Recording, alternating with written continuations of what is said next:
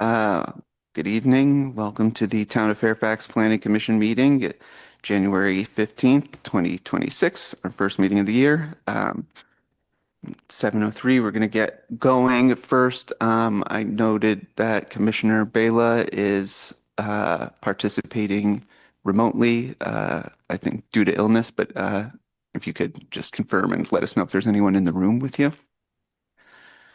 No, I'm participating remotely, yeah, due to illness. And no one's in the room with me. Excellent. Um, okay. Because I'll read the agenda notes first. This meeting is being held in person at the Fairfax Women Club, 46 Park Road, Fairfax. It's also being held virtually on Zoom, and it will be broadcast on channels 27 and 99 and live streamed at the Town of Fairfax website or the cmcm.tv/27 website. You can participate in the meeting virtually by joining the Zoom webinar and using the raised hand feature to provide verbal public comment. The webinar ID and links are on the agenda available at the town's website, or you can dial in via the telephone number also listed on the agenda posted on the town's website. Before the day of the meeting, and generally you may email written comments to the Planning Commission at planning@townoffairfax.org. Comments will be provided to the Planning Commission prior to the meeting and become part of the meeting record, but will not be read out loud. And our first agenda item is election. Can I call the roll first? Oh, well, this, Did I call the roll? I don't Yep. remember. Okay. Swift, Here. Kelly's absent, Jansen's absent, Petrone, Here. Bela, Present by Zoom. Newton, Here. Chair Pfeffer. here. Thank you. We have our roll call, and now we get to move on to the election of the chair and vice chair for this year. My recollection last time was that we just gave the little update on, it's normally the chair is who was the vice chair, and my recollection is the vice chair is typically the person who has been on the planning commission longest without being chair or vice chair most recently.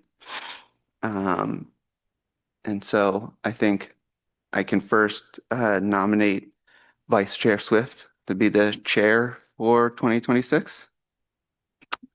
If she accepts, I'll second. I accept. Okay, can we do a quick roll call vote on that? Swift, Yes. Petrone, Yes. Bela, Yes. Newton, Yes. Chair Pfeffer. Yes. Okay, excellent. After this agenda item, we'll Look at that. Swift. For vice chair, I know Commissioner Newton deferred the last time the wheel turned to her, but Commissioner Newton wants to go. I would like to nominate Commissioner Newton as vice chair, if she'll accept. Yes, I'll accept. Okay, then I'll second that. Okay. Swift, Yes. Petrone, Yes. Bela, Yes. Newton, Yes. Chair Pfeffer. Yes. Hooray, congratulations. Should we move over now? Do you want to I can just hand you this thing? Can we do it from here? Yeah, I mean, yeah, just give you the little placard.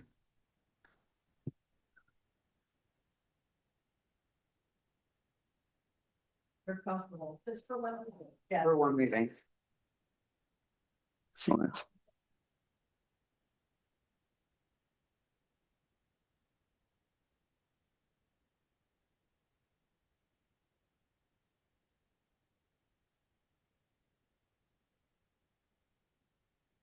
Okay, and I'll be rusty at this, so forgive me. But I wanted to thank Commissioner Pfeffer for his year as chair.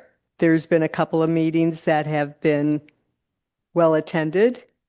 And I've appreciated how you addressed the members of the audience and kept us in line. I really appreciate it. So thank you. Thank you. Pleasure being on this commission with everybody. So next we'll have approval of the agenda. Any comments or a motion? I'll move to approve the agenda. I'll second the motion.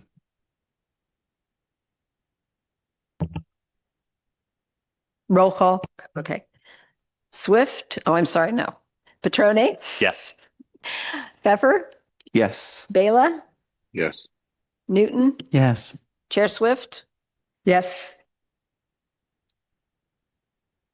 Okay, I'm going to read the meeting protocol. The chair shall maintain order at the meetings in accordance with Robert's Rules of Order, and the Planning Commission has responsibility to be a model of respectful behavior in order to encourage community participation and citizen input at Planning Commission meetings. The Planning Commission and the audience are expected to refrain from using profane language and/or ridiculing the character or motive of Planning Commission members, staff, or members of the public, and to maintain the standards of tolerance and civility. All interested persons are invited to participate in public hearings in order to give all interested persons an opportunity to be heard and to ensure the presentation of all points of view. Members of the audience should limit their presentation to 3 minutes, provide their comments by email as described above in the agenda, state their views and concerns succinctly, and submit any new documents to the planning staff first directly or via email to be entered into the record. So public comments on non-agenda items. Anyone who wishes to address the Planning Commission on matters not on the agenda but within the jurisdiction of the Planning Commission must do so by email, in person, or via Zoom. In the matter described above, presentations will be limited to 3 minutes, or as otherwise established by the Planning Commission Chair.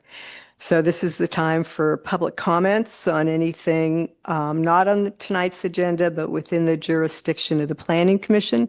Is there anyone in the audience that would like to make public comments?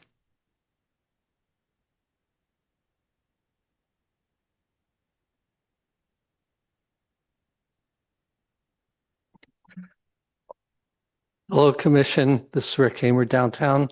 I would just like to mention for recognition that the Hummingbird, which has been a local go-to joint, is closing the end of this weekend. So a tribute to them. And I hope someone as good as they were would replace them. Thank you. Thank you. Anyone else in the audience? If not, anyone on Zoom? I see no hands online, Chair Swift. So I will close public comment and go to our public hearings. And the first item is 6 Walsh Lane, application 25-26, a request for a conditional use permit and a combined front rear setback variance. Can we have the staff report, please? Yes. So the owners are proposing a backyard improvement project that includes construction of a large deck along the lakes of the rear of the house that includes a swim spa, which will be screened from view from the property at 10 Walsh Lane with a privacy screen. The proposed deck and spa area is located approximately 39 feet from the house at 10 Walsh and approximately 54 feet from the upper deck of 10 Walsh.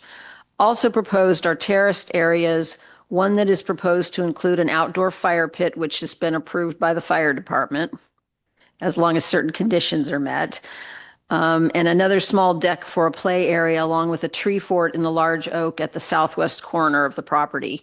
Stairways are also proposed along each side of the residence, connecting the front yard to the rear yard, and they will be replacing failing retaining walls at the rear of the property. The project requires the approval of a CUP and a combined front-rear setback variance. The improvements comply with all of the minimum setback regulations. Historically, the various planning commissions have found it important for hillside sites to be allowed some type of improvements to allow residents to have usable outdoor living spaces. The proposed improvements in terracing require the excavation and fill of approximately 95 cubic yards of material, and only the moving of 100 cubic yards of material elevates a project to requiring an excavation permit from the Planning Commission. This is at 95 cubic yards, and we had that calculated by an engineer. Additional lighting is proposed with most of the fixtures at the rear of the house being dark sky compliant. There are 2 new lights proposed at the front, which staff was unable to verify that they were compliant with the dark sky regulations, but we've included the standard condition in our resolution recommending approval of the project, that all the exterior lighting has to be dark sky compliant. The landscaping and irrigation plans have been provided with all but one of the plantings being fire resistant, and they will be irrigated. There's an irrigation plan provided. The retaining walls required to terrace the site and build the rear deck range in height from 2 to 4 feet and are permitted with just a building permit, not requiring a retaining wall height variance from the Planning Commission. The constricted nature of the 7,200 square foot site that is very steep in back of the house limits the area that can be improved to create outdoor living spaces along the sides of the house, which are too narrow. The improvements are located substantial distances from the surrounding neighboring homes and exceed setbacks maintained by other yard improvements on similar sized sites. The combined front rear setback variance is just for it's just for a small portion of the rear deck that's proposed because the rear property line is irregular.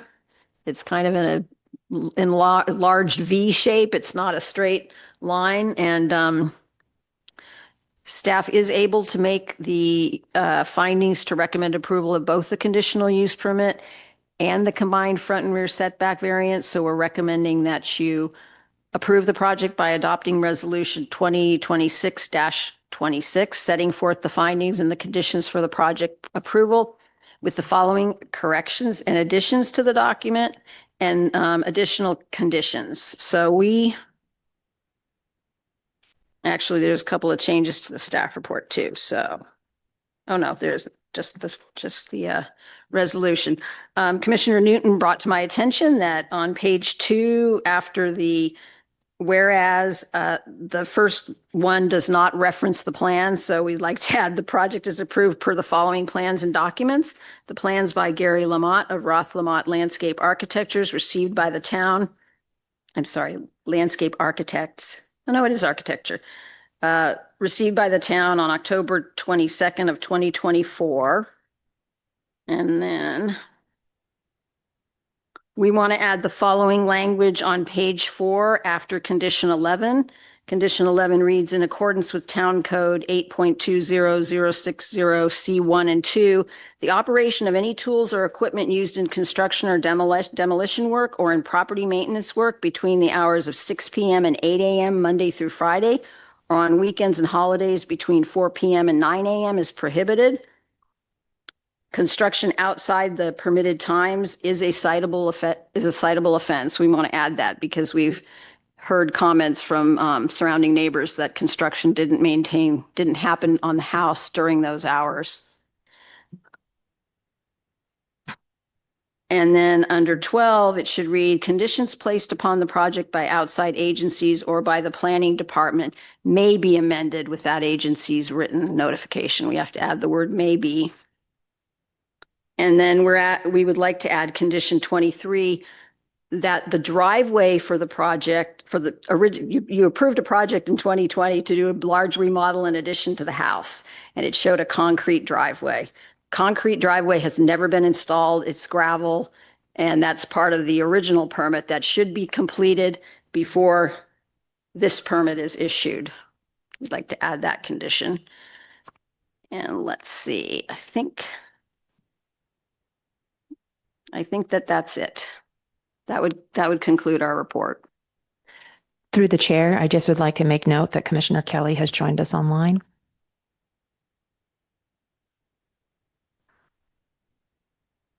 But he's watching just as a citizen because he's within 300 feet. So he's not attending as a commissioner.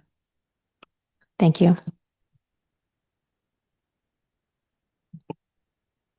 Does the commission have any questions for staff?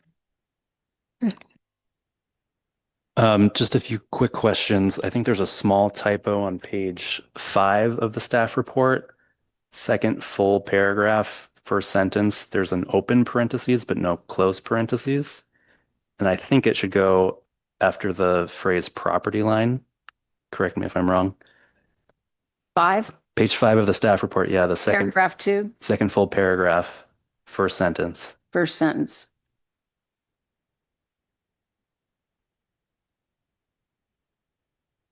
I think the parentheses should close at property line.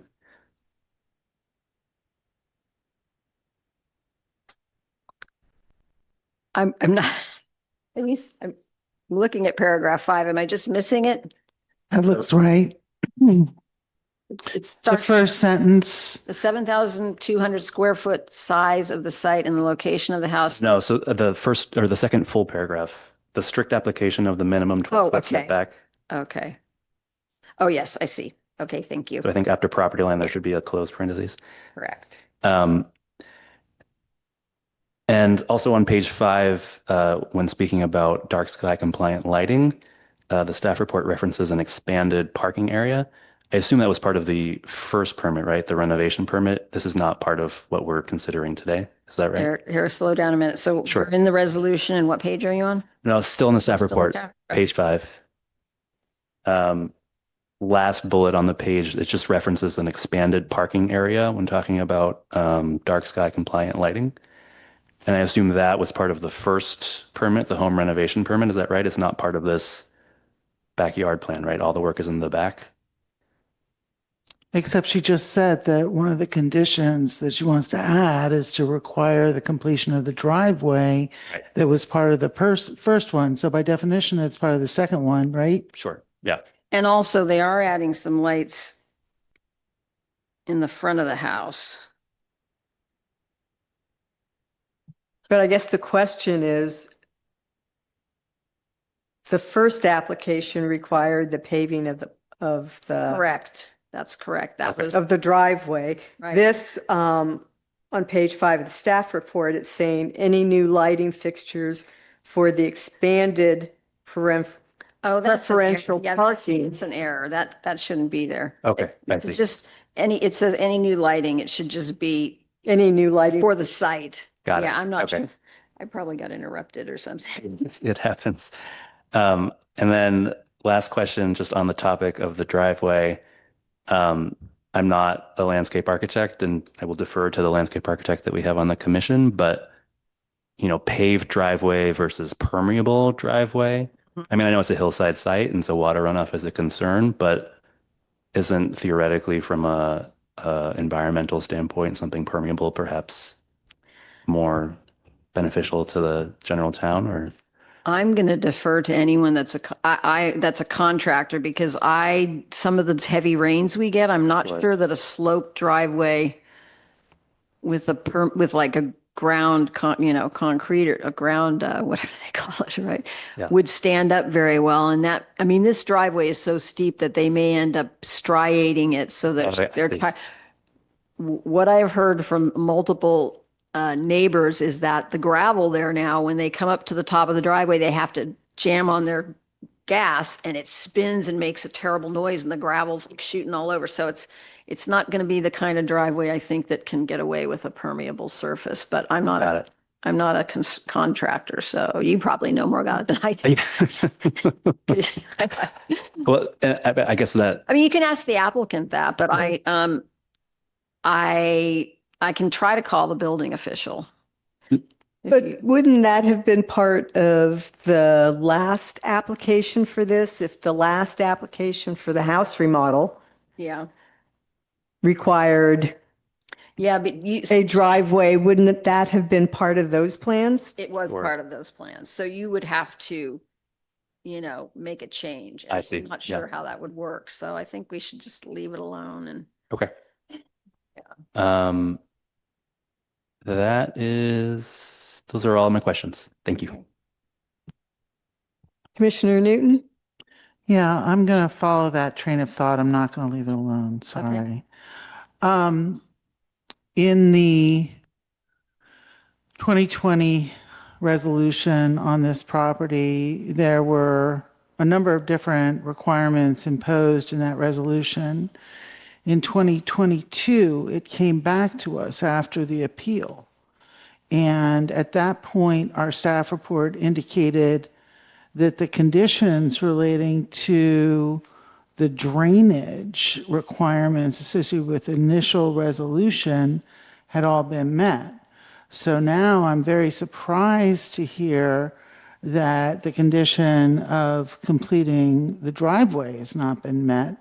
And I'm wondering what other conditions of that 2020 resolution modified in 2022 by, a separate resolution on a separate issue have not been met. Can you tell me? So I'm not the building official, right? He goes out and does the inspections, and he inspected the construction of the house and granted them occupancy, right?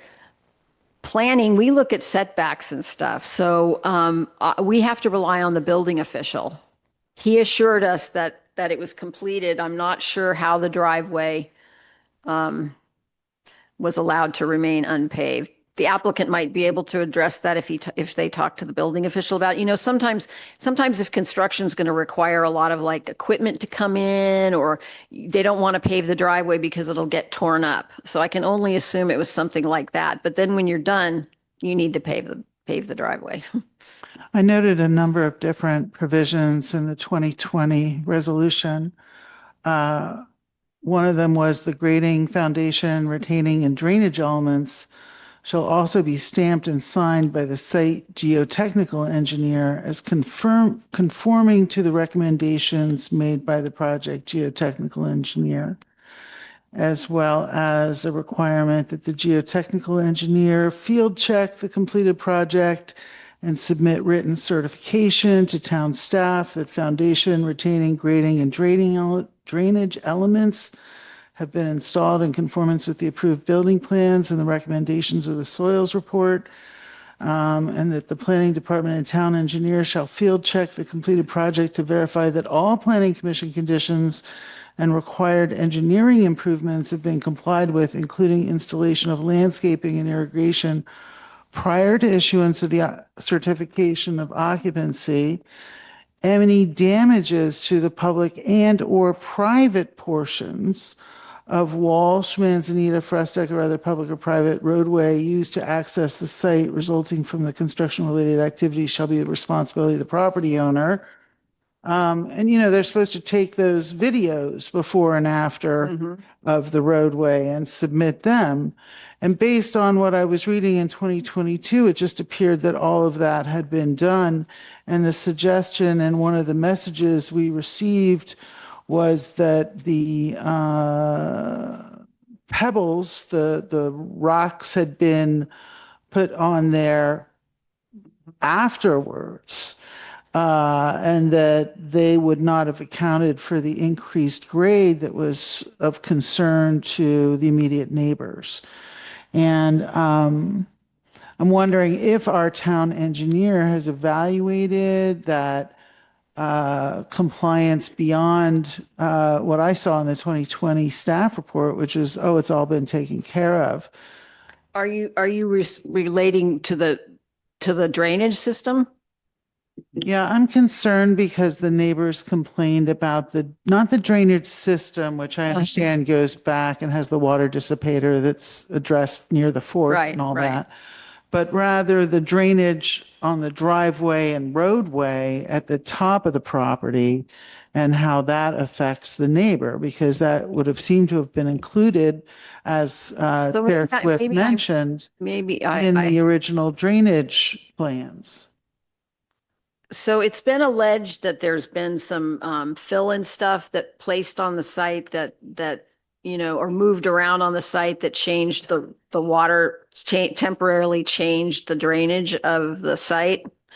But that's something we would have to refer to like our town engineer. I can't really address it. It looks to me like there may have been some fill that's remained at the one corner next to 10 Walsh, where there's a tree and they've hung a tree swing.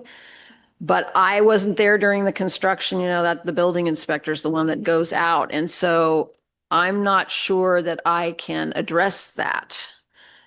If it becomes an issue, you should probably continue it and we can have the building official talk, either address it or have the town engineer address it. Well, as I pointed out, I think the resolution that we adopted back in 2020 had all the requirements that needed to be listed there. And one of the things you've told us now is that we want to add language in that requires compliance with that resolution in terms of completion of the driveway, right? Correct. So what I'm wondering is if we could require completion with all the requirements of that resolution and maybe include the 2022. You know what I mean? Yeah, Because sure. I'm not sure that, based on what you're telling me, that we have full That's a good compliance. idea. You can put that in and we can say, we want the building official to verify that all the the conditions for the construction have been complied with. Yeah, and I would include before the the new permits drainage issue. plans and everything that had been submitted with the original application. Yep, I like And that. I think these are two separate applicants. We had an estate as the first applicant, and we have a human as the That's right. second Started out applicant. with a different owner, yeah. All right. Now, a couple of the other questions that I have on a different subject. I think it's a different subject.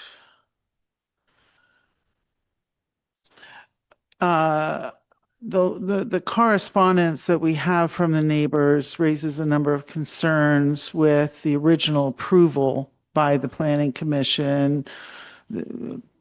23 variances that were not enforced and things like that. So I regard most of that having been resolved by the appeal non-decision process that occurred after that planning commission decision, which was, I think, 3-1, and I was the no, and I was outvoted on.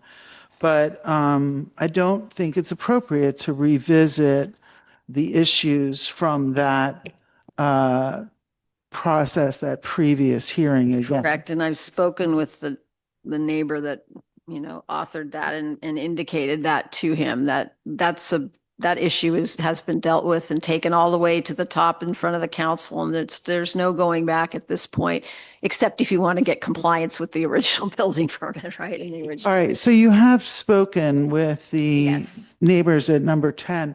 And do you have an understanding of the concerns about the location of the rear deck below the existing deck that extends out further? And their concerns about that? Everyone has different perceptions. As a planner, I look at the decks that I see throughout town and decks that are a lot closer together for neighbors. This is a long way by Fairfax standards in these smaller lots and hillside areas. This is a large setback between the two decks, and the applicant has put up a privacy screen on it.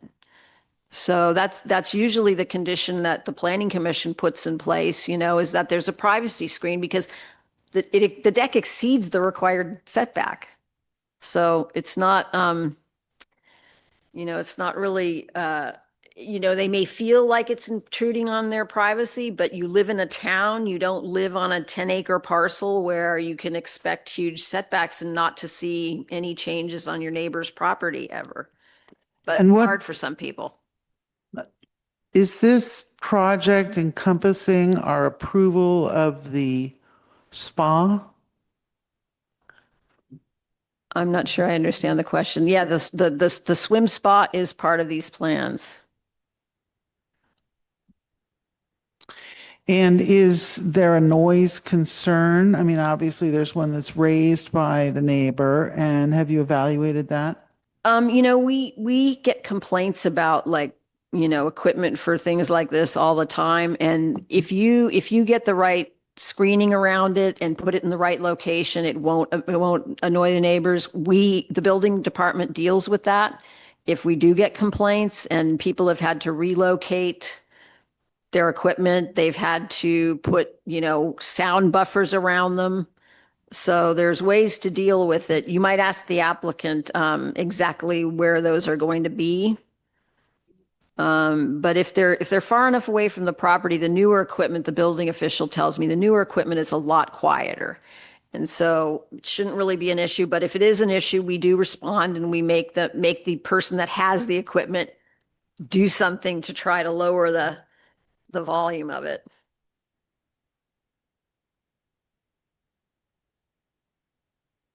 I think that's all my questions. Thank you. Well, if you think of something else. Any other questions for staff?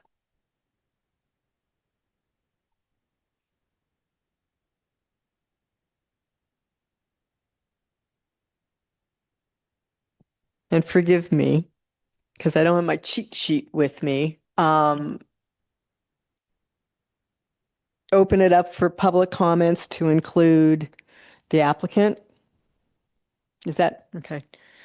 Sorry. This is the time for public comments on this application. Does anyone have public comments? Come up to the dais, please. We'll take the applicant first. Come on up.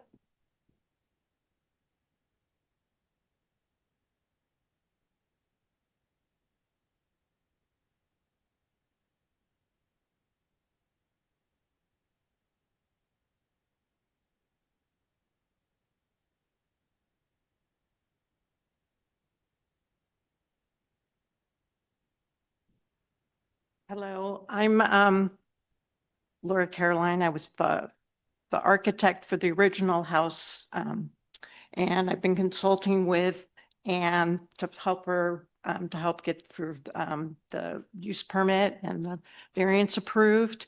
And so just a summary of the proposed improvements include a new 462 square foot deck at the lower level of the residence. A patio area was previously approved for the area in the original application. An exercise spa is planned for a portion of this deck to assist the owner's father's physical therapy. I think we need all this again because it kind of covers what they The said. screening at the ends of the deck with landscaping will be provided to create privacy between the neighboring properties. And I think that Linda summarized most of these improvements, but some items just to clarify that were brought up by the commissioners is the landscape architect designed the project so that the cut and fill are balanced on the site with about 37 cubic yards of cut and about 59 cubic yards of fill. So that's a difference of 22 cubic yards. This calculation was prepared by a civil engineer using a new topo survey to do the calculations. And the majority of the neighboring homes have signed a letter of support that was prepared by the project's immediately adjacent neighbor. And we did prepare an exhibit that shows the distances between the proposed elements and to the neighbor at 10 Walsh Lane. And we have an example of the screen and views from, if we could share that at the dais. Should I bring this up?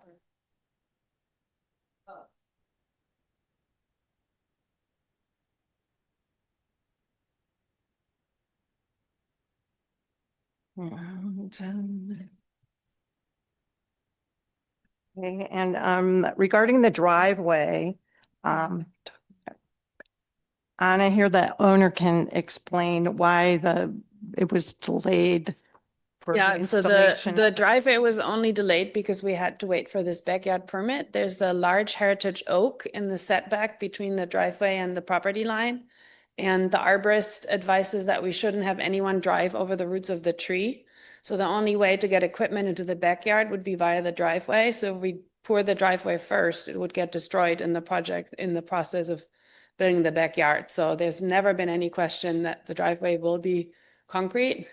We just haven't been able to do it because this permit had so many delays. It took so long to get. So as soon as this project is underway and all the equipment is out of the backyard, we'll be pouring the driveway. So, any additional questions were available? I guess we should also mention there was some talk about an extended parking area. There is no extended parking area. The parking is exactly as originally permitted. So really the project area is limited to the backyard. Anyone have questions for the applicant? Commissioner Newton? Thank you very much for being here tonight.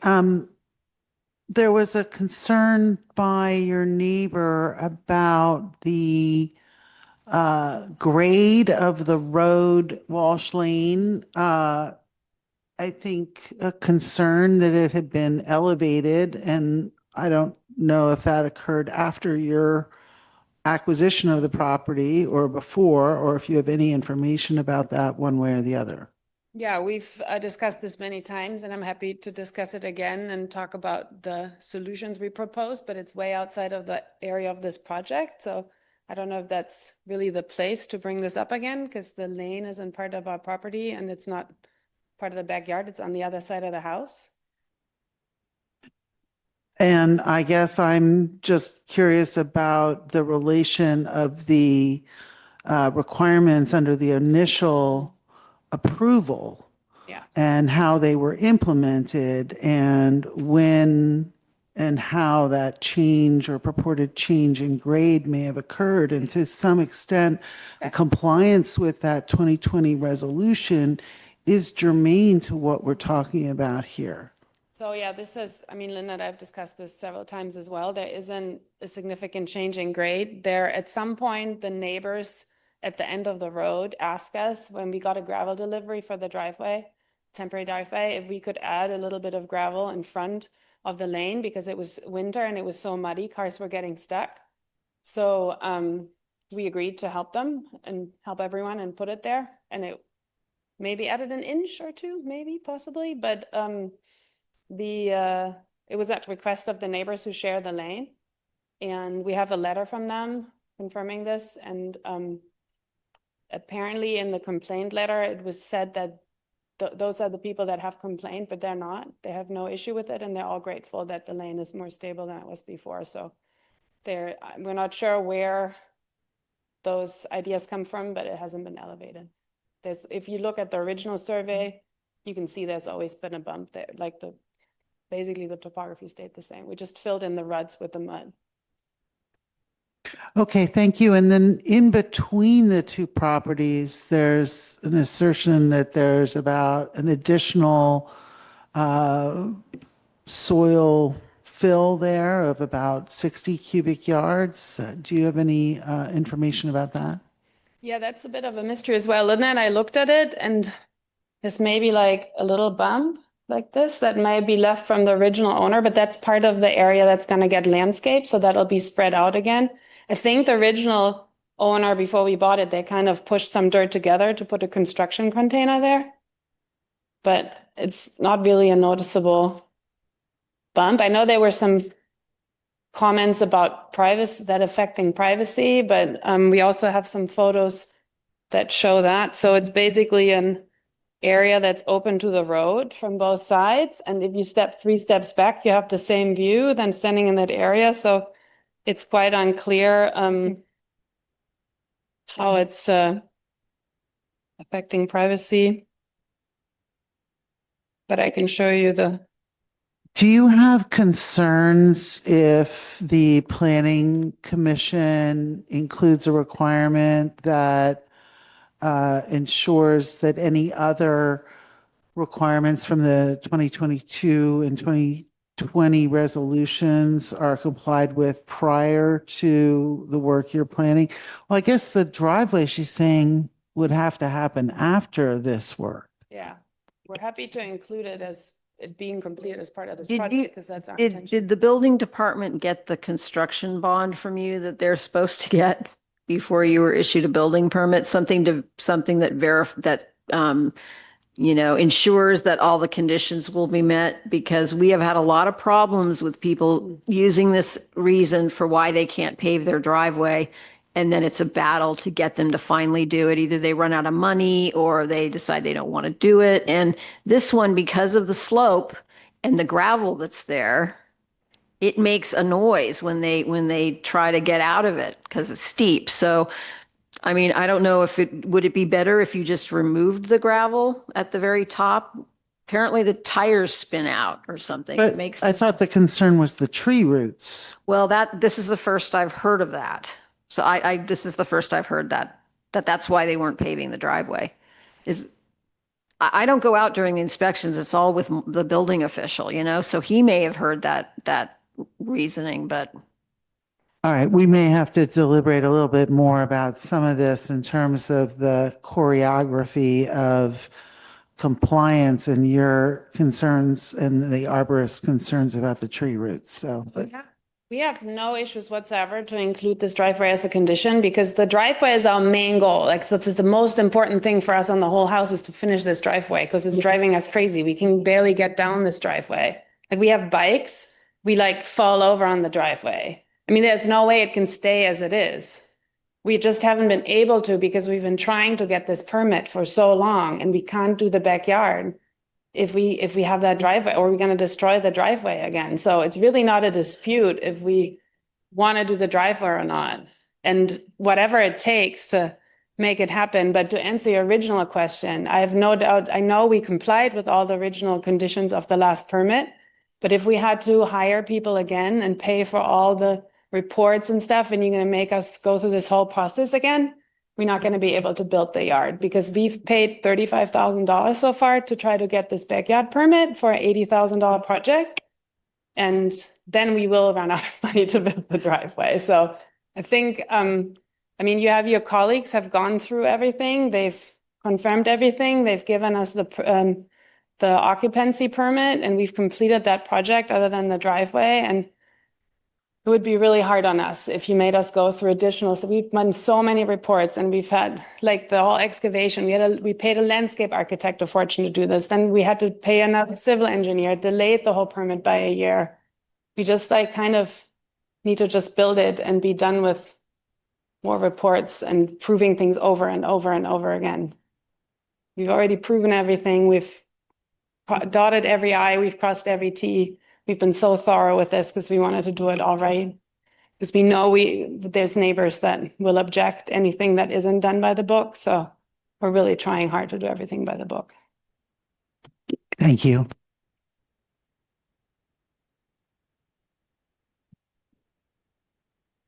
Any other commissioners have questions for the applicant?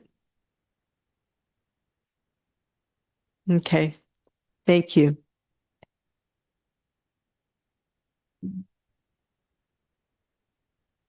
Any other individuals want to comment on this application? Please come up to the podium.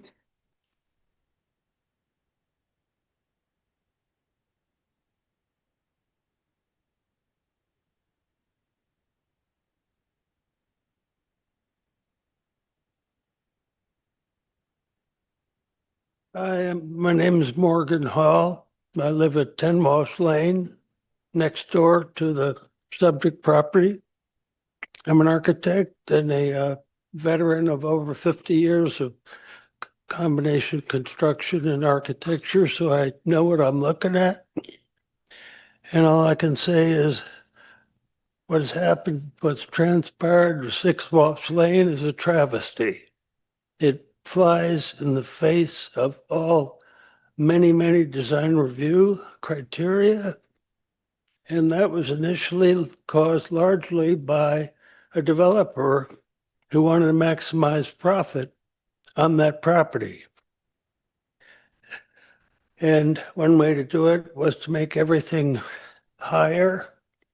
Not only the building is 31 feet, 10 inches tall, whereas the average height of the buildings on Walsh Lane is 16 and a half feet.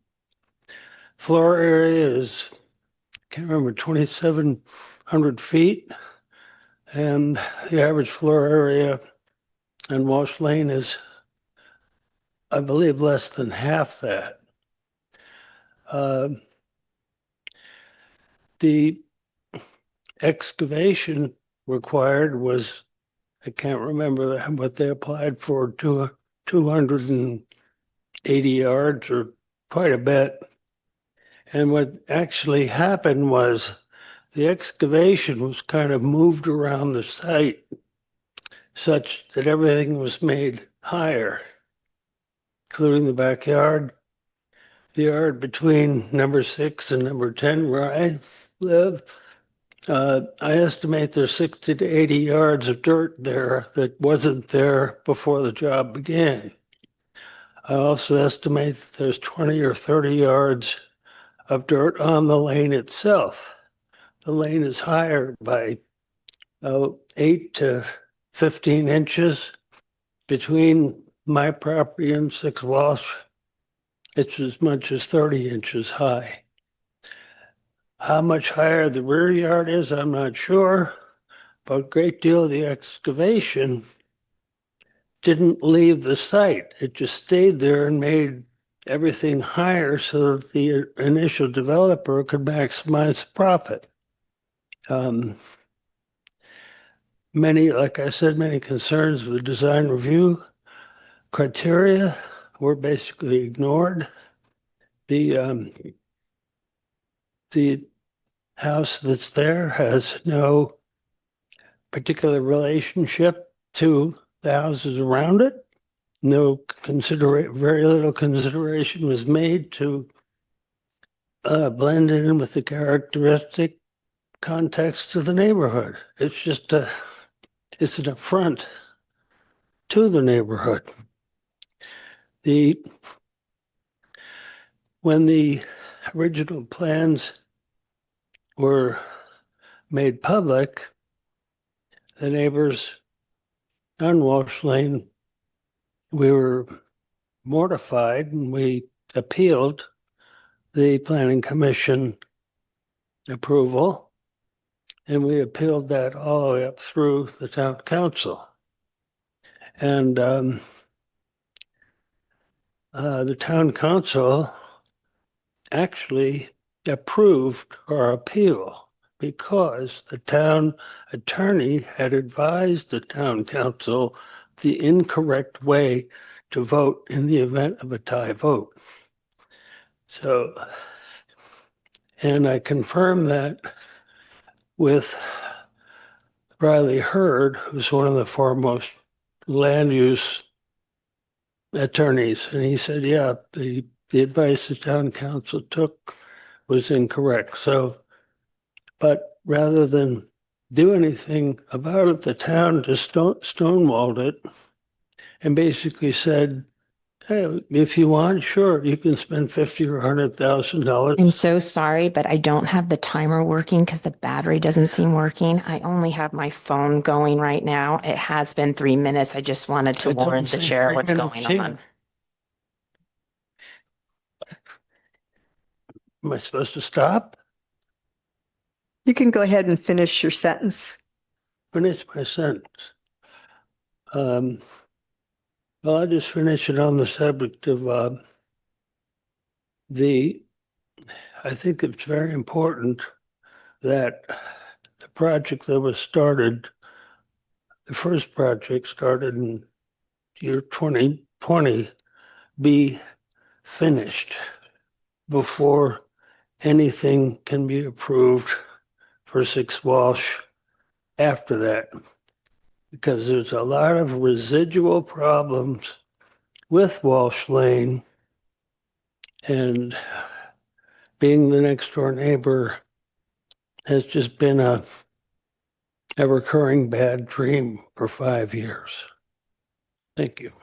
Through the chair, may I ask Mr. Hall a question? Mr. Hall, your concerns include a request that the work that was approved in 2020 and 2022, there was another request approved in 2022, be completed before the work that we're looking at under this application be allowed to continue. In light of what the applicant has advised us about the arborist telling her, for example, that the driveway, they want to not hurt the roots of the tree as they do the work in the back of the residence. And I acknowledged earlier today, we're not here to relitigate all the things that were litigated previously on this application. However, I agree with you about the need to ensure that the first approval is completed. The question I have is the timing, and would it be acceptable from your perspective if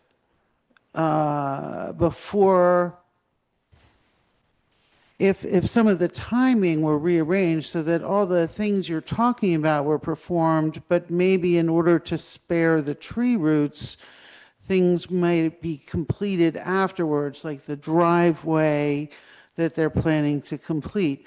I've been talking with the planning staff about going back to the town engineer, for example, and looking at the videos that taken before and after completion of the job in terms of the roadway and your comments about the elevation there.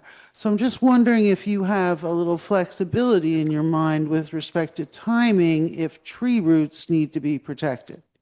Yeah, I have flexibility. In terms of some of the grades, though, I know that a topographical survey existed when the project first began. And I would ask that in terms of the grading and that kind of thing, that a subsequent topographical survey be done that I believe would prove what I'm saying. But if the correction of that has to be done in a staged way to protect the tree, I'm up for that. And it doesn't matter so much to me what they do in their rear yard. It's just what's happening next door. Their upper deck is 19 feet higher than our deck. 19 feet. Those are dimensions you only get in commercial multi-unit buildings. So, but I'm amenable to. Thank you. I appreciate that. Thank you.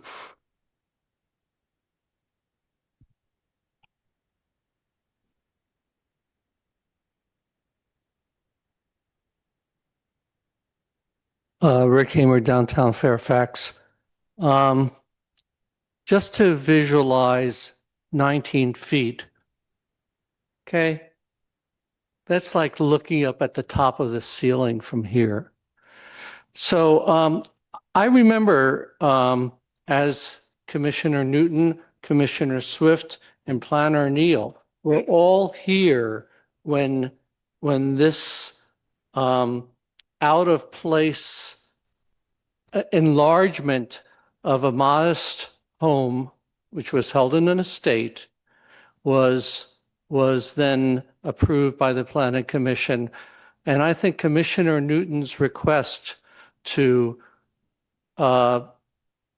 ensure that the conditions from those previous conditional use permits and are complete as part of this project in the order, so that in other words, they're complete before you start digging another 80 yards or moving another 80 yards of material around in a place which very adversely affects the neighbor, I'll just say downhill, because everything is above Mr. Hall here.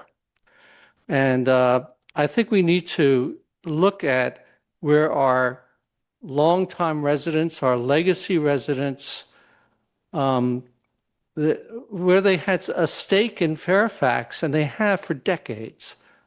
And I think it's important to just go through this extra thing to make sure something's done.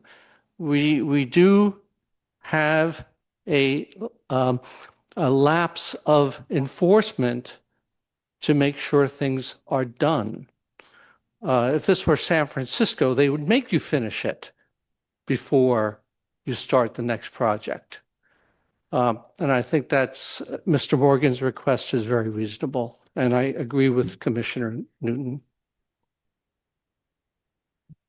Thank you. Any other comments, public comments from in the room? Seeing none, we'll take it to Zoom. I do have one commenter online. Deborah, please go ahead. You should be able to talk. Thank you. Deborah Benson, Cascade Drive. Can you hear me? Yes. Okay, good. I agree with pretty much everything that Mr. Hamer just said. I attended the Planning Commission meetings when this initial project was approved. And I want to say how much is too much. There's a point of confusion here for me.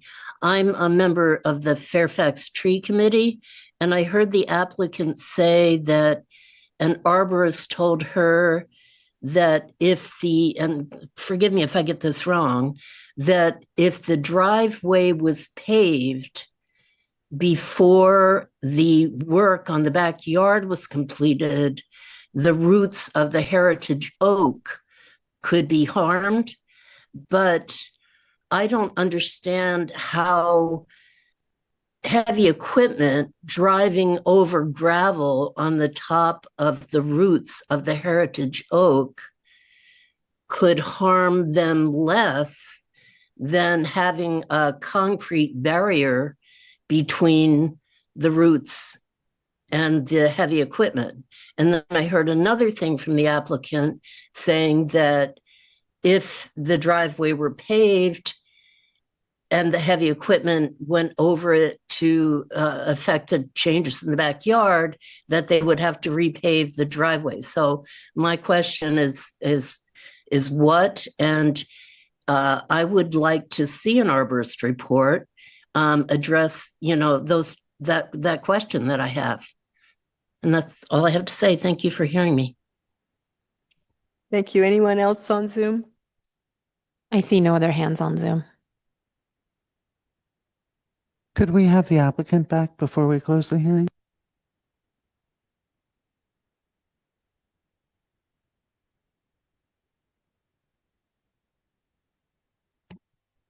Thank you for the comments. We can answer all of them, I think. If we go with the most recent one to explain the concerns of the arborist. So there's the driveway and there's a 15-foot setback to the property line. And the arborist advised us not to drive over that setback and damage the tree. So the only way to get into the backyard would be across the driveway. So as long as it's not paved, that's not a problem. So, but as soon as we pave it, then we would destroy it again with the heavy equipment and would have to go around over the tree. So we either destroy the tree or the driveway. So that isn't really a valid choice. Which also, when we were talking about arborist and that tree, it occurred to me what the comment about the additional height in that area that Morgan made. I remembered now that the arborist also asked us to add 4 inches of bark on the root area to temporarily protect it until the full landscaping is done, because it was due to the drought. He was worried about the tree losing too much moisture. And I think that's what caused the little bump there. But I can show photos, but it's insignificant. I don't know where the calculations come from. I doubt they were done by an engineer. Also, our landscape architect and civil engineers have reviewed all the topography, and there were comments that there was additional fill in the backyard, which none of them could confirm, but also the project currently, the current calculations are based on the current topography on site. So even if there was any extra dirt, it would be corrected with this project. Because once we're done, it's going to be like it's in the drawings. And the amount of dirt moved is based on, so I don't really see the problem, except if we are not able to do the project, then it's going to stay as is, and the hillside's going to slowly slide down the hill. So yeah, so that's going to all get corrected. I don't think it's worth spending a lot of time and effort and money on putting more numbers to this. Also, there was a comment about an 18-foot high deck. I'm assuming he means the balcony off the master bedroom, which was completed with the original permit and has nothing to do with this project. The deck we're building as part of this project is level with the topography of the ground. And number 10's main level is at the same level. They're not below. And their whole house is slightly below because we live on a hill. So they're further down the hill than we are. But there's nothing we can do about it. We build a 2-story house and they build a 2-story house. So unless they go to 3 stories, I don't see how we could ever be level with each other. And the majority of these comments were about the troubled history of the project. As you all know, we took it over mostly through construction, and we've put a lot of effort into correcting some of the mistakes the previous owner did and made the best of it. And in fact, Morgan supported us at the time and helped us figure out what's best for the neighborhood. So it's a bit disappointing to hear the negative comments now, but there's nothing we can do about the history of the project. It's done and it's been extensively discussed. So bringing it up again is not going to change it. Yeah, so I guess those were my points. Do you have anything else? Are there any other questions? No, thank you. And if you want to turn the mic off, thanks. Okay, I'm going to close public comments and I'm going to bring it back to the commission for discussion.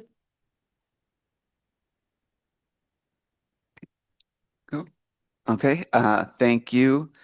I just want to, I guess, jump right into it on the substantive issue. I agree with Vice Chair Newton generally that it's not appropriate to revisit the prior decisions and sort of, we have criteria for granting the variances and making findings for the conditional use permit here, and just want to focus on those. I understand if there is prior work that needs to be completed, there's a process for that already through the town.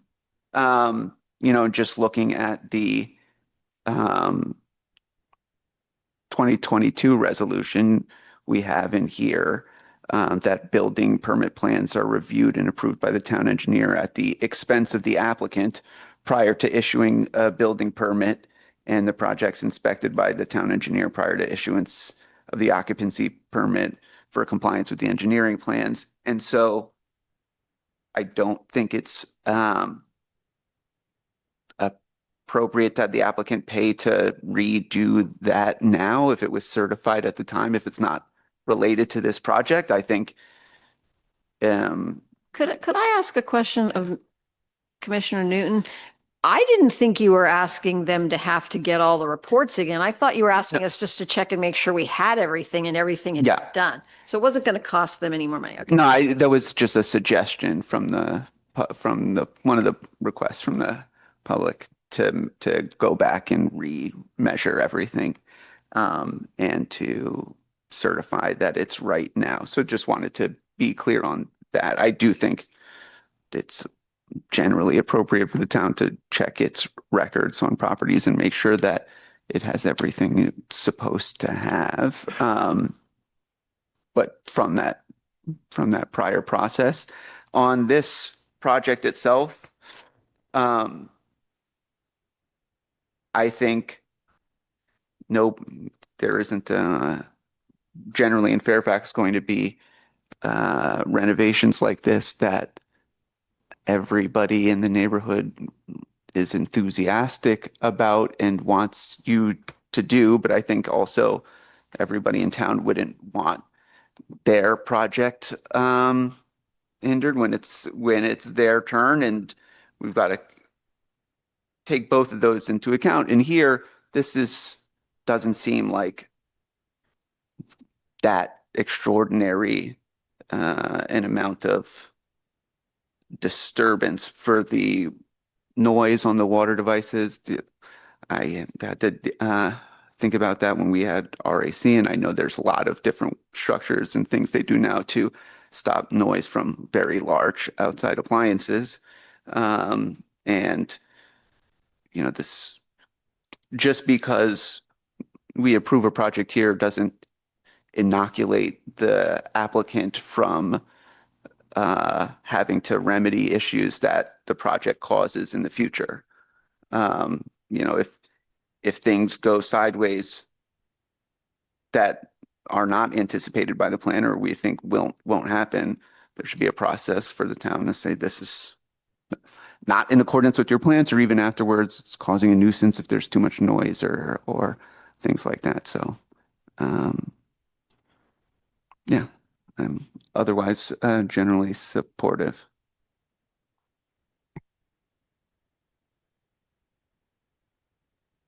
Other commissioners, Commissioner Bela? Yes, thank you. Can you hear me okay? Yes. Okay. So just wanted to, yeah, a couple of comments. I agree with Commissioner Pfeiffer's assessment that it doesn't make sense to try to hold the current owner accountable for some of the challenges that the previous kind of owner created, and doesn't make sense to relitigate issues which have already been solved by two previous planning commission and town council motions. I don't think it makes any sense to try to hold the current owner responsible for decisions that were made in the past that they really have no control over. So I agree with all of that. Secondly, just want to say that the logic, as I understand it, and want to thank the owner for kind of clarifying the relationship between the unpaved driveway, the setback over the heritage tree, and the desire to complete the backyard landscape construction prior to completing the driveway. That, just having been around some construction work and landscape contracting projects, that makes total sense to me. You wouldn't want to pave the driveway and then have your heavy equipment moving over that to do a backyard install, because you're just going to damage and destroy the driveway. So the logic of wanting to complete the backyard improvements and then finalize the paving of the driveway makes 100% sense to me as described. So I'm in favor of allowing this project to move forward. It sounds like there's been enormous delays, unnecessary delays. You know, this is just an aside. I know change is hard for all of us in Fairfax, to see new projects come, to see significant changes in the neighborhoods that we love and value. It's difficult. And on the other side of the coin, we want Fairfax to be able to grow and accommodate new people, new families. I happen to know the owner. We're part of the school cohort. They are a lovely family with beautiful children, and I can't see any reason to further delay the project that can allow them to continue to thrive, to allow their family to thrive in town. So I hear the concerns of the neighbors. Change is hard, and some change in the case of allowing new growth, new families to come and be part of our town is something that I think we really need to do a better job of supporting. Therefore, I just want to recommend that we approve the project with the condition of, adding the addition of having to complete the paving, the driveway paving project once the landscape improvement project is complete. Thank you. Thank you. Any other comments before I do mine? Go ahead. Yeah, I appreciate everybody's thoughts and words here. One of my concerns is that the driveway that was required to be paved under the terms of the resolutions that were adopted by the Planning Commission previously was not carried out. So that says something to me. And the resolution that was approved in 2020 cited the general plan provision, land use 4.1.4, which says new and renewed development shall be designed to minimize runoff in a manner that does not cause undue hardship on neighboring properties. And from what I can tell, the failure to undertake the completion of the plan in the manner in which it was intended to be completed has in fact caused alleged hardship because of runoff, and the drainage is a concern. And while the driveway not being paved has a rational reason behind it, I am not satisfied that that's the only condition that was not met as this was implemented in the way it was. And so my concern is that the town staff has to determine if there was a change in drainage that was not supported by that resolution that has caused undue hardship on the downhill neighbors. And I think because we cited that general plan condition that specifically refers to drainage, I mean, we cited 3 land use provisions. One of those 3 specifically talks about minimizing runoff in a way that can damage the neighbors. So that's pretty serious to me, and I feel like if we could include a provision that required at some point, and I'm struggling with the point in time at which this occurs, at some point prior to sign off, blessing, it's not an occupancy sign off, it's like prior to playing in the fort. I don't even know how you write this. Prior to the final inspection, that's what you would, the building official goes out on any project, even if it's not a building, if they're not remodeling the house, and he will final the project, so. And I would say, not that I would want the current owner to have to resubmit. I mean, the plan that's submitted with this staff report is the 2019 Herzog report. That hasn't changed since the first time we reviewed this. So what I'm talking about is the town going out and confirming that the previously approved resolution requirements have been met, as well as the requirements included within this resolution. Does that make sense? And that would cover the driveway as well as potentially something going on with the elevation that was different than what it was intended to be when we approved it before? That makes sense to me. I just have some concerns about that. Can I just respond? Why don't you hold that for a second? Okay. Are you done? Okay. So a question on that then would be, when would like town engineer staff go out and validate the prior reso that things have been taken care of? And would that be like before anything else goes forward with this? Well, let me make sure I think we might be talking about 2 different things. I believe that the building official and the town engineer are going to be able to let you know whether they received the letter from the project engineer saying that they inspected the drainage system. There should, you know what I'm saying? And the staff, that if we need to go out to the site, but a lot of the conditions that I think you're worried about are paperwork stuff. And I don't know that, but anyway, so you're suggesting that we just recheck that when we're finaling the backyard improvements. Did I hear you correctly? Yeah, because Yeah. the fact that the driveway is It's a not done. condition wasn't done raises the question in my mind of, is everything else done? And I want to check them all off. Yeah, so I think that makes sense. And it's not, the applicant's not going to have to do anything unless something that was supposed to have been done is determined to not have been done.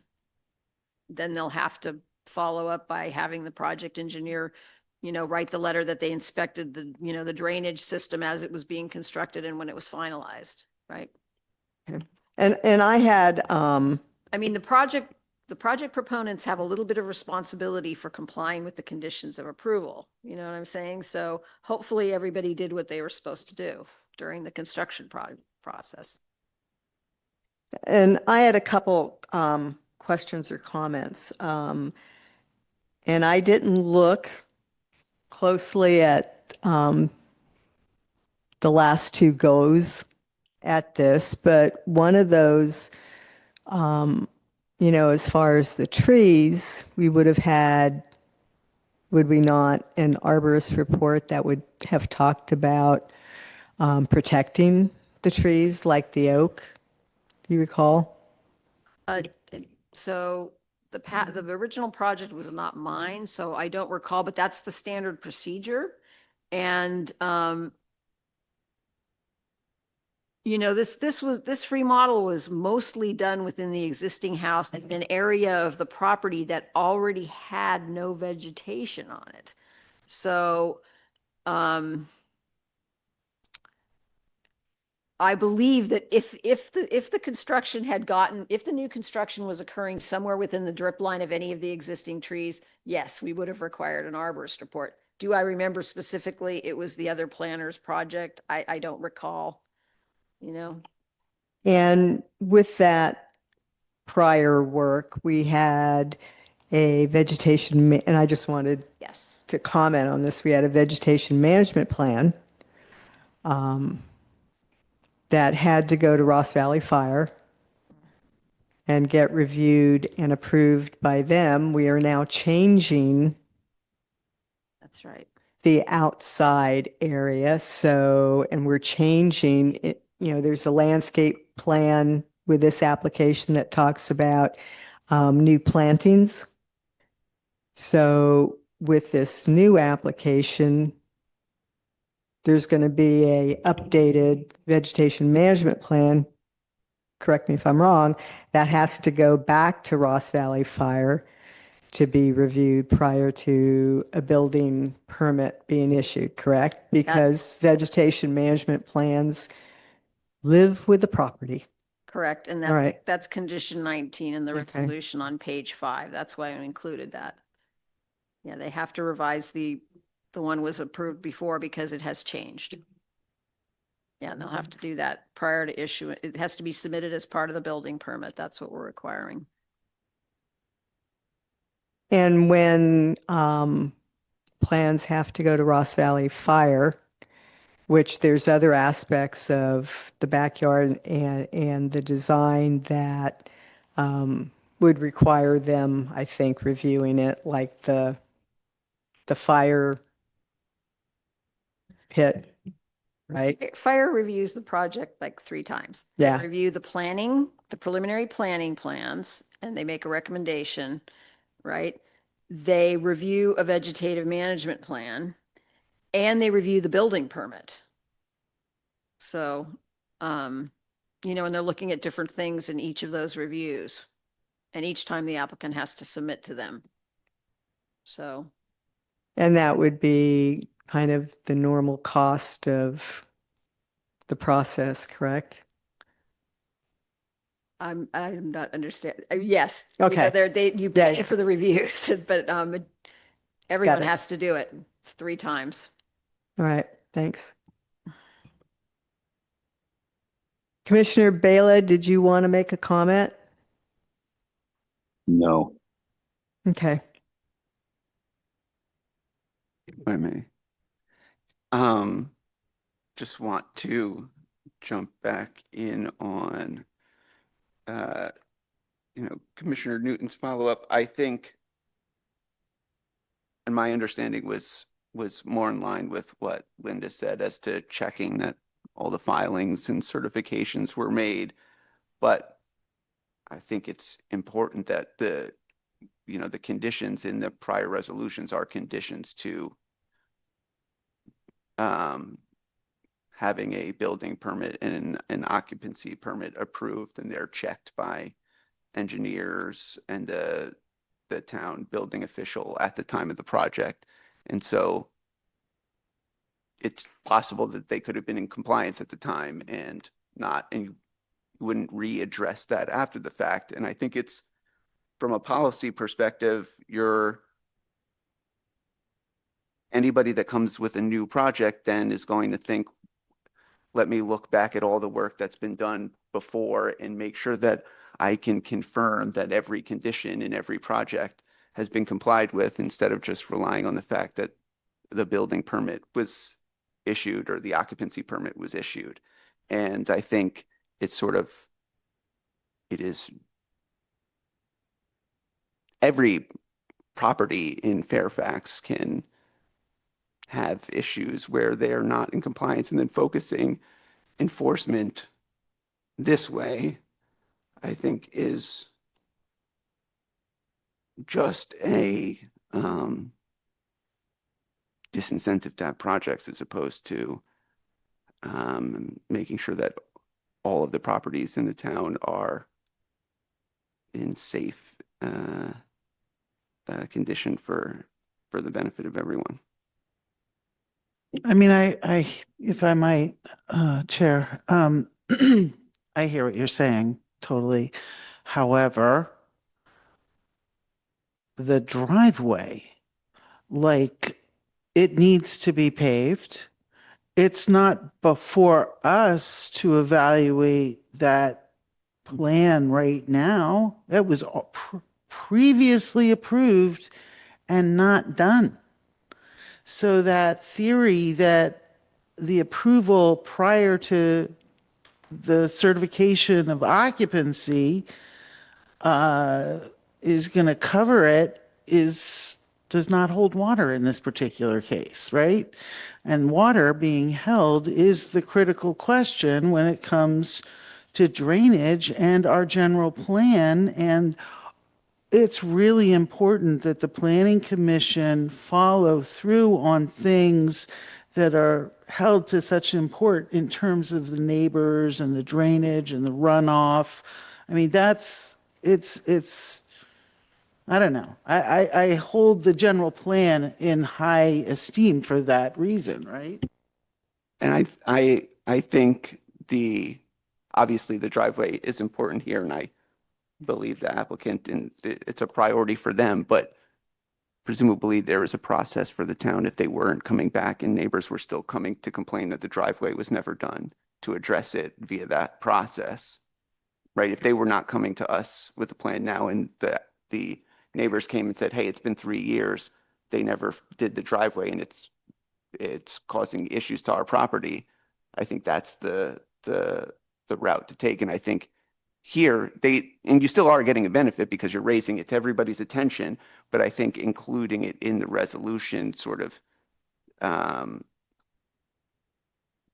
alters the process somewhat. And I know this is very unlikely that it's the case now, but we do have all these carve outs in our resolution for if at the time the town engineer says that there can be alterations that don't affect anything. I know the driveway is not one of them, but for me, that's sort of a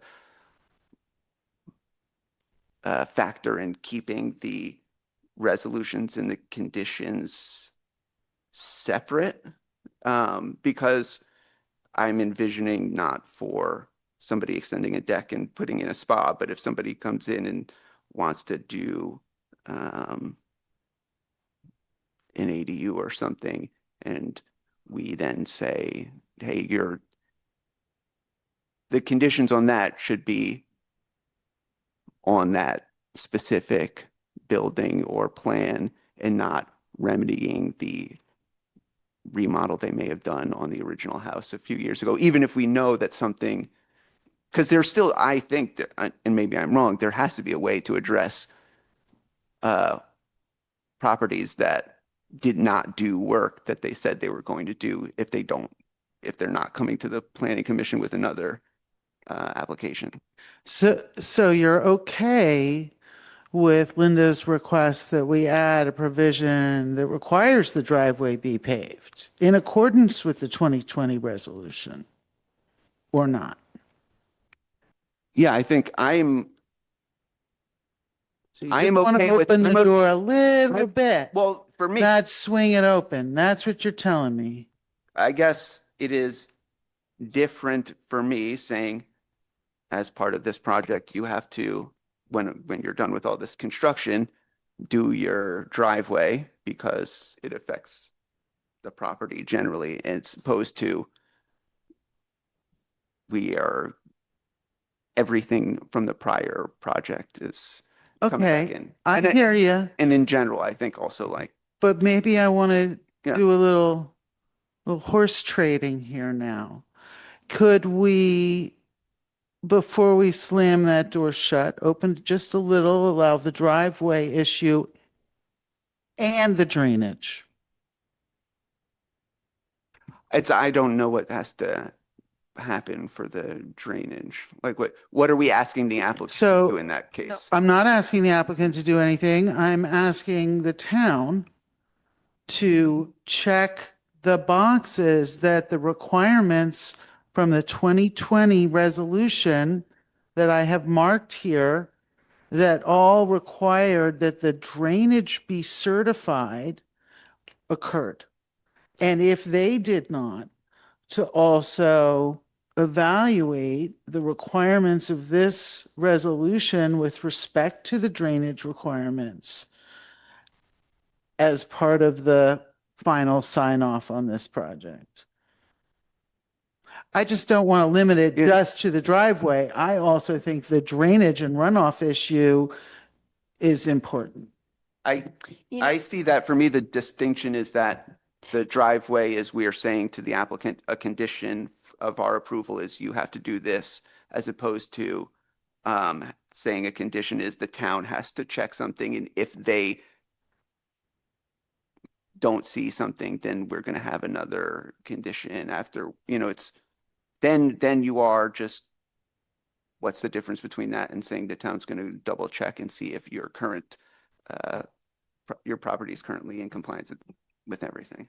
Well, would it make you feel better if I told you that the detention, I climbed out, I saw the detention basin, and I believe there would be no reason to build the detention basin if you didn't have the other drainage things draining into it. So, I mean, as a staff person, I didn't observe it, but it appeared to me like the very end of the whole drainage thing has been constructed.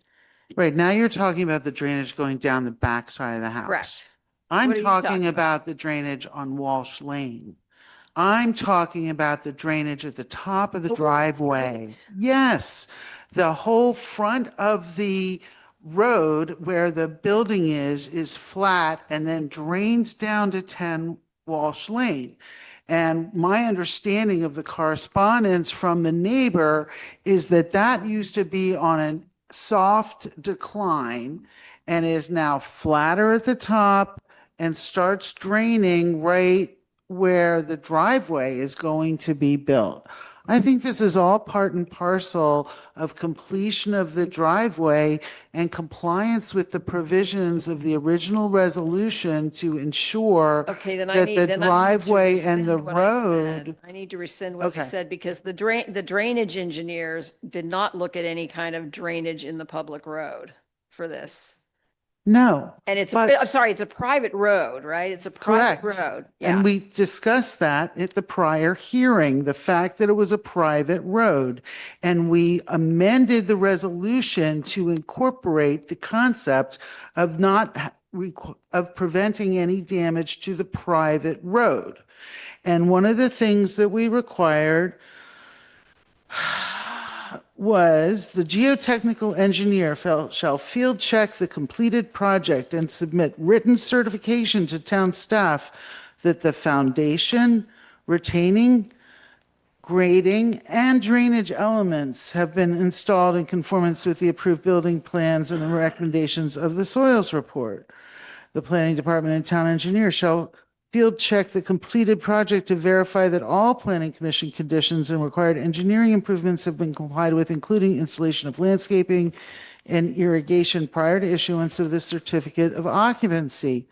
Any damages to the public and/or private portions of Walsh, Manzanita, Frestuck, or other public or private roadway used to access the site resulting from construction-related activities shall be the responsibility of the property owner. And then there's even more, and we say, Okay, so the building official and I walked down Walsh Lane, okay, and neither of us believes that it has been drastically changed. We looked at the retaining wall of the neighbor's house and the dirt looked at the same level. We looked at the location of the tree roots coming from both sides of the road, and it didn't look like there were substantial changes to the road. The building official was out there numerous times to inspect things, and he, you know, we believe that there may have been some gravel put down supposedly at the request of a neighbor, but that it didn't like drastically change the road. So but we're not going to have a letter from an engineer addressing the private road. They will address the drainage plans that were submitted with the house. okay, that's Yeah. very helpful. Another question. What would be the scope of the town's inspection after the driveway completion? So usually damage to a road means like they've done something to like destroy the pavement of a public roadway.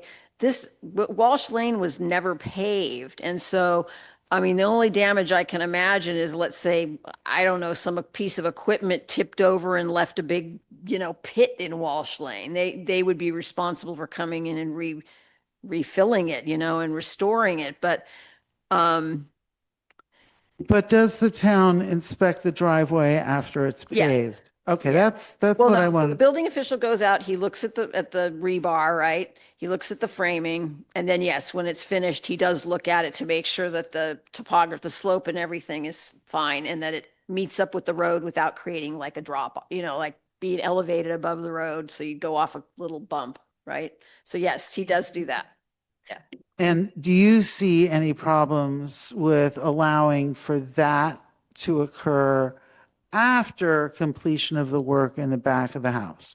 Now that I hear, I was not aware of what the arborist said, but the issue is not the tree roots. The issue is the gravel that has been placed at the very top of the road, because it's so steep that when they come up, the tires spin and it makes a noise that annoys some of the neighbors. So it's the combination of the gravel and the slope of the driveway that's causing the noise problem.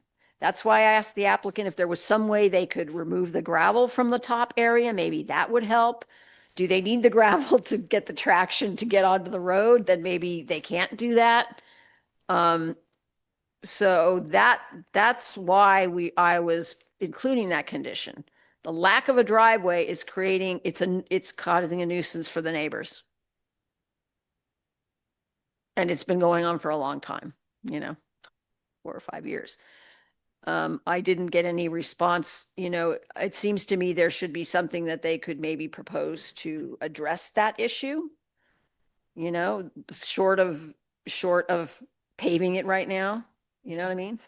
And then I'd be fine with them not paving it till the end. But it's creating a problem. We're getting complaints about it. The fact that they're not paving it. Let me ask a question regarding drainage on the road. Once this project is completed and they pave their driveway, however, the prior plans may have said either permeable or not permeable, is there a potential that water can, because of that, flow down? You mean increase the water hitting? Going down the road, and is that something that could be looked at when that driveway is paved, or look at the plans for the paving of the driveway to ensure that no drainage or That should have already been done. I mean, the drainage engineer is supposed to look at paved surfaces and determine when water is going to, come off of it and needs to put sub drains and stuff in to carry it to the back to that detention basin, right? So they would have done that on the original application, and the original application would have shown on the plans a paved driveway. That hasn't been completed, but it would have, the original plans would have already had the paved driveway there. So they would have looked at that as far as drainage. They would have incorporated the paved driveway. They should have, and our engineer reviews those and Okay. has to approve them. Okay, so we would assume that was done, and that could be something Yes. the town checks. But then what that means is that the driveway pavement has to be done in accordance with those original plans that showed it. Correct. So not doing something different now necessarily. We talk, permeable, non-permeable, but it has to go back to following those original The construction approved building permit plans, yes, they have to build per the approved building permit plan. for the prior. Correct. Okay. To the chair, just to point out that Commissioner Bela did have his hand up a while back. I don't know if he no longer has something, but it's my job to point it. No, I think we asked him before when his hand was up. Did you want to speak more on this? Yeah, sure. I just wanted to corroborate, I think, what Commissioner Pfeiffer was saying, which is that it feels like we're trying to hold this current applicant responsible for decisions that have previously been made, and that trying to use this current application for some backyard improvements to try to address concerns that should have been addressed by our building official issuing a certificate of occupancy. It just doesn't make any sense to me. The applicant has said that they've got numerous letters of support from their neighbors, and we're making some assumptions about stuff that may not have been done based upon one letter of complaint. I mean, this just sounds like we're taking this way too far and making assumptions about what may or may not have been completed when our building official has already signed off on the project and issued a certificate of occupancy. So it doesn't make sense to try to drag all this stuff through the mud again. It just doesn't make any sense at all. We should be talking about the current application in front of us, and we should talk about the merits of this particular application and not use this process to try to relitigate issues which have already been resolved with previous decisions by this body and by the town council. I think Thank we you. were trying to, excuse me. Oh, I'm sorry. I was just going to go to Commissioner Newton and ask if in fact the driveway that hasn't been done was part of the original plans, and those plans were looked at to address drainage in the front on the road. Would that be sufficient to have that again as part of this reso, that driveway has to be completed, and that it has to be completed in accordance with those original plans? And it goes without saying, you know what I mean? The building official, you have an approved set of plans, and the building official has to go out and make sure that everything looks like the approved plans. Right. But again, what we're saying is that driveway wasn't done back then for perhaps good reasons. Commissioner Newton has a concern about the drainage. So if we go, and if the drainage and the design of that driveway was addressed in that original application, then the thought would be that when they do put in the driveway, it has to be in accordance with those original plans. Correct. Yes. Yeah, and my issue, Commissioner Bella, with what you're saying is we started out this item with staff asking us to put an additional requirement in this resolution relating to the failure of that driveway to be constructed in accordance with those 2025 plans, despite the fact that the certificate of occupancy was issued. We also have an applicant who has told us she intends to build the driveway. It's critical to her and her family. So I think it's totally appropriate for us to follow the recommendation of staff and include a provision that requires the completion of the driveway in accordance with the previously approved resolutions pertaining to 6 Walsh Lane. And hopefully that will include ensuring that it is done in conformance with the plan and drainage plan associated with that 2020 approval. But I would not want to require it to be completed before the work in the backyard was finished to protect the roots of the trees.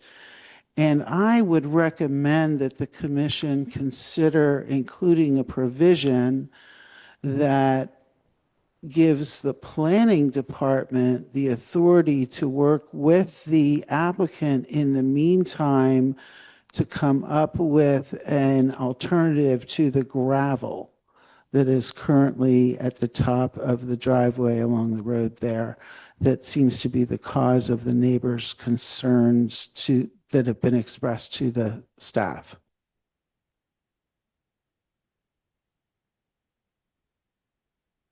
If I may, that makes sense to me. So just to can sort of talk out loud on what the addition to the resolution would be, that at least I think we're on the same page on it. If there's stuff you want to add, obviously, feel free to add, suggest that. But so I think we'd be, as you pointed out, as Linda led this report with, adding a condition 23, complete driveway pursuant to the plans, and you just referenced, the plan date, Frederick Define Architects from blah, blah, 2019.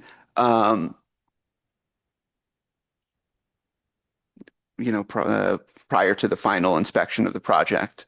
And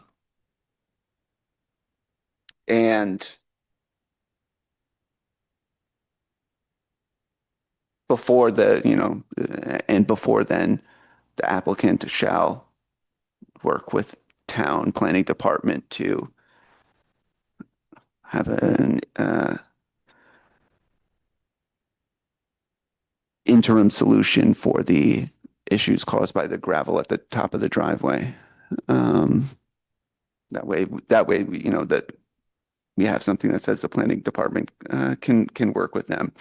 And I think, that's reasonable and related. I just, well, I'll hold that and see, if that works for the fellow commissioners, or if there's, I still hesitate to add other stuff, but don't need to belabor the point if we're not going to anyway.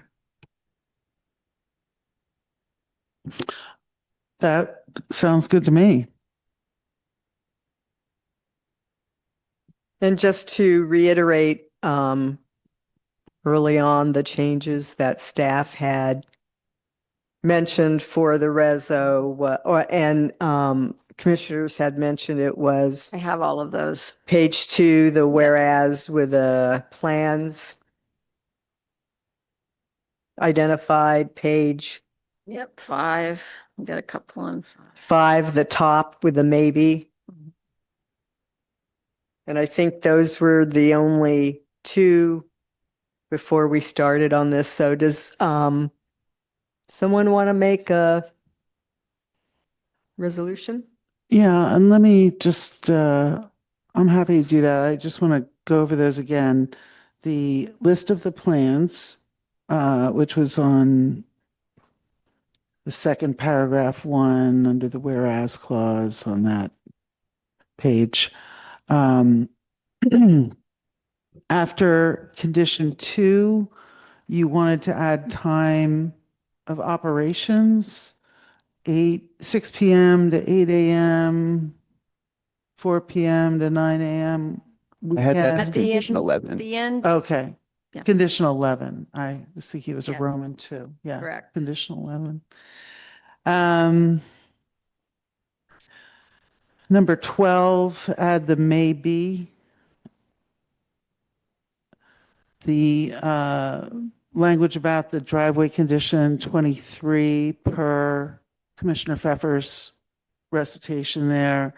And then the one about the lighting, any new lighting for the site as opposed to any new lighting for the preferential parking.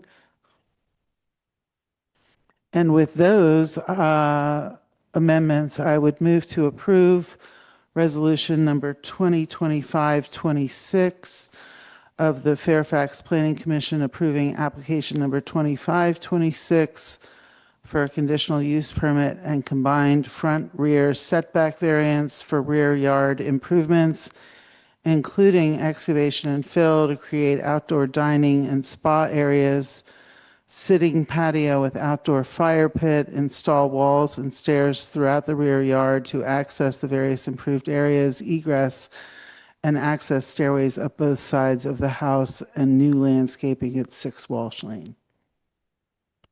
I'll second. okay. Petrone, Yes. Bela, Yes. Pfeffer, Yes. Newton, Yes. Chair Swift. Yes.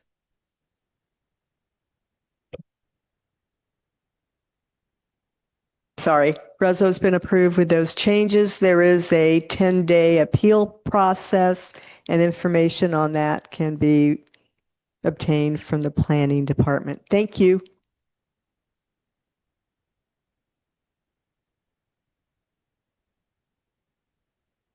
Does anyone want a break or anything, or you're good to go? Good to go? All right.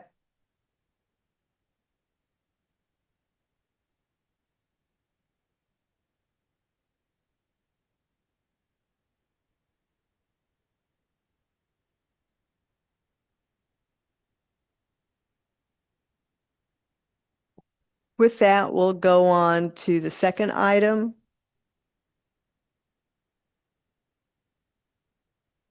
Tenalima Road, application 25-14, discussion, consideration of previously approved discretionary permits for possible revocation or modification of original conditions. Can we have a staff report?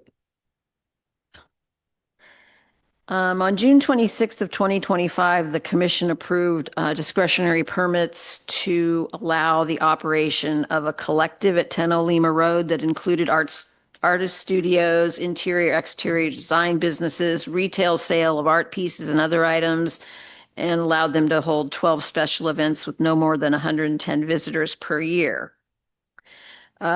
The approval included the condition that the conditional use permit would be reviewed by the Planning Commission for compliance with the original use permit conditions, and final action would be taken on the design review permit. It was supposed to happen. It's happening tonight. You're going to review it.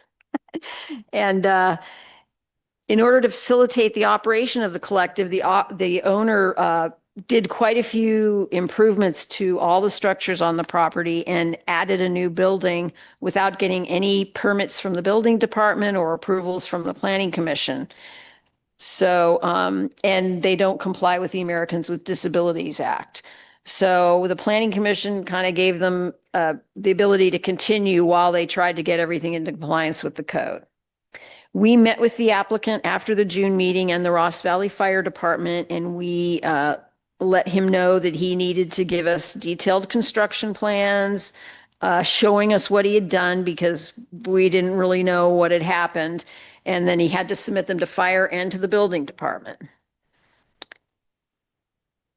We mailed him a letter on October 2nd of 2025, reiterating what he had to do to, keep the use permit, active and to bring the property into compliance with ADA, fire and building codes.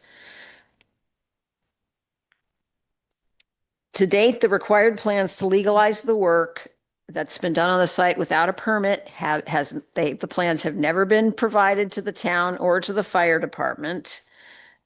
We received 2 emails from the property owner, which we attached to the staff report, in which he indicates that he does not intend to comply with the requirements to legalize the work done on the site to date, and he's in the process of evicting all his tenants. So the findings that the Planning Commission relied on to make the original approval can no longer be made. And so we're recommending that you rescind the original conditional use permit and sign permit, and you deny the design review permit for the collective to operate at 10 Lima Road by adopting resolution number 2026-1, setting forth the findings for denial. And that would conclude our report. So if I may, just for clarification, because the action on the staff report says we're rescinding the previously approved conditional use permit, design review permit, and sign permit, but we're actually denying the design review permit because we had extended that. And then also, can you address the incomplete sentence in the reso? Oh, thank you for reminding me. Yes, on the first page of the resolution, under the 1, 2, 3, 4, the 5th whereas number 8, the sentence didn't get finished. It should read the design review permit that was supposed to be submitted within 90 days of the initial June 26, 2025 Planning Commission. Right?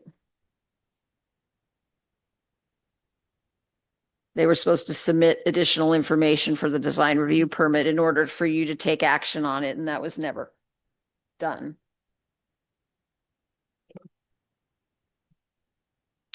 Does the commission have any questions for staff?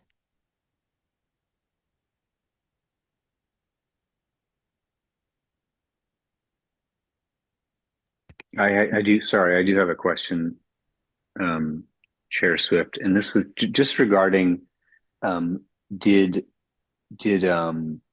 the owner or staff ever make an assessment of the potential financial cost of the improvements that we were asking the applicant to conduct? I'm just curious if we ever had a sense of what it would have cost to make all the improvements we were asking to the various buildings and new construction that occurred on that property. That's not something we normally do. I mean, the building official can sometimes, guesstimate, when people are trying to figure out how much their projects are going to be. He'll sometimes guesstimate for them what something might cost based on, the cost of installing fire sprinklers in another similar sized building. But no, we did not do that on this project. And I don't think it's something we really want to get in the habit of, because costs change and materials change, material costs change. And it's something that I don't know that the building official would really have time to try to keep up on all that stuff. Okay.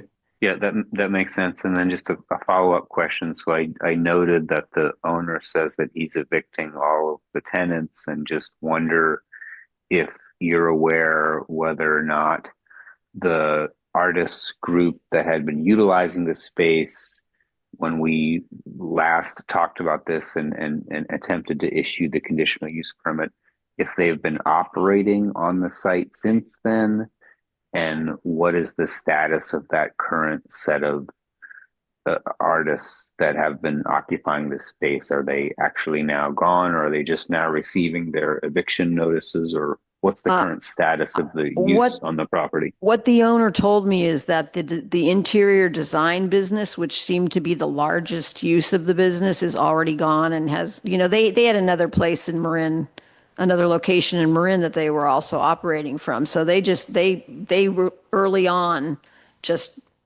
evicted themselves. They stopped operating from there. But there were some, kind of hangers on that seemed to be doing artwork. And I recently heard a rumor that, I don't even know if I should repeat it, that there's like some sales of beverages and stuff occurring from there. And I haven't been able to verify that or not. So I think there may be like one or two of the artists still there, but the owner put in writing that he was going to have them all evicted by today's date.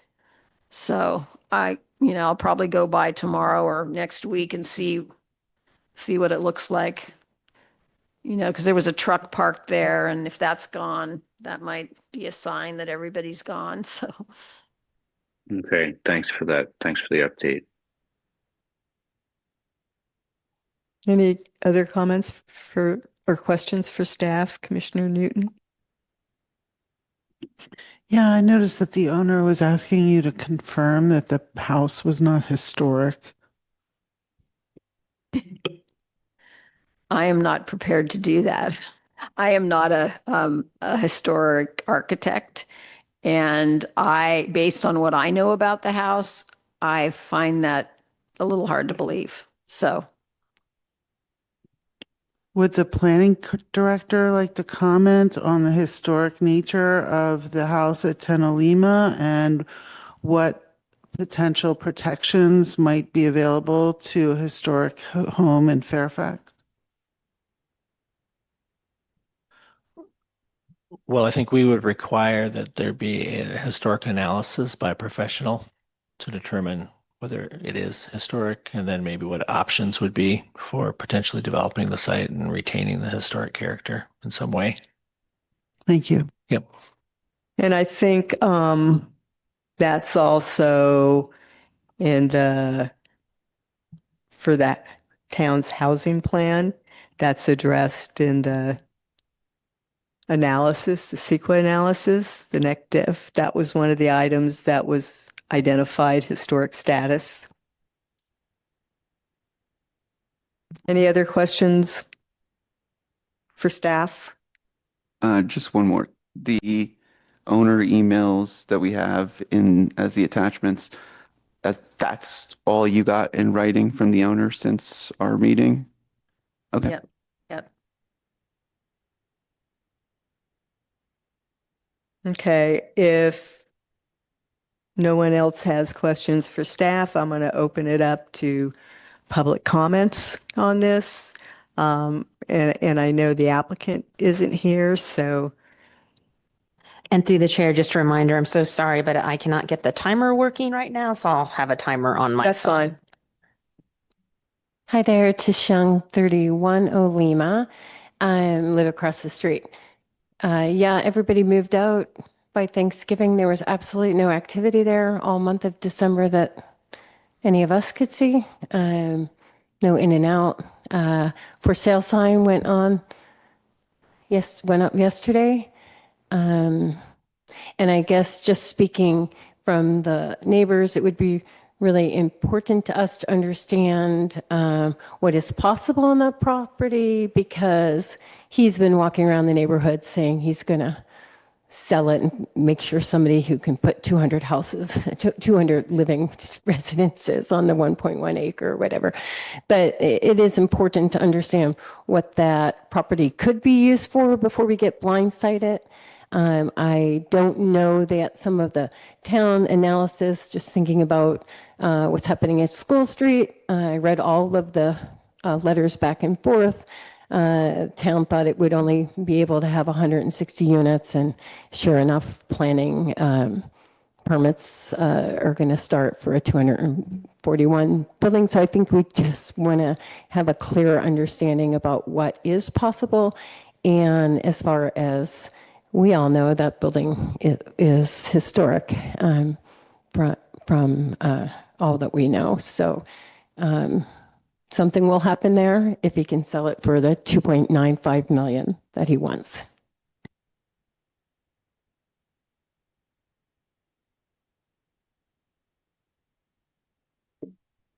Hi, I'm Krista. I live across the street, and it's nice to hear you just talk about the possibility that that's a historic house. I believe it is a historic house too, and I think that given a lot of the things that are going on in Fairfax, I would love to see that there's some of our history that stays with us. That being one of them, that whole property has, as we've been to many of the meetings, everyone has spoke about how magical that space is, and that I must say that they did a great job making it more beautiful, in my opinion, to show what it could be and preserving the way that house still looks. If you go up on the balcony, you look right at Mount Tam. It's very beautiful. And if there's a way that can kind of fold into whatever happens in its future to help Fairfax keep its history, I would love that idea. And hopefully that there's some things that came out that are good with what Doug Wong had envisioned and what he started and how he unfolded and made something look very beautiful and maybe open up to more ideas that are a little calmer than just a big development. I think there's a lot I don't know. I think there's a lot of potential on that property, and I'd love to keep the history. Thank you. Thank you. Anyone else?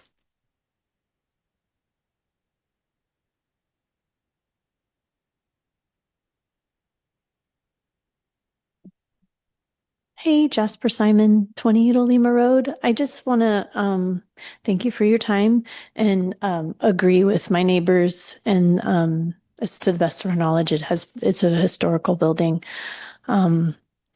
which we were kind of surprised when there were alterations made to it without permits and such. But just to say that, yeah, I just agree 100% with what they're saying. And I do hope that we can preserve some of our Fairfax historical and the beauty that goes with it.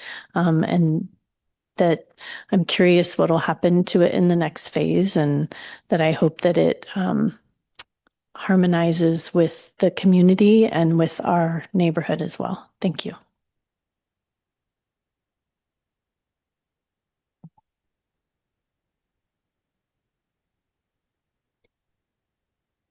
Commissioners, Commissioner Newton asked a pretty important question about that site. Fairfax's consultants that did the housing element, Diet and Boccia, also did the programmatic environmental impact report for that housing element. They listed very few historical Fairfax sites in that PEIR.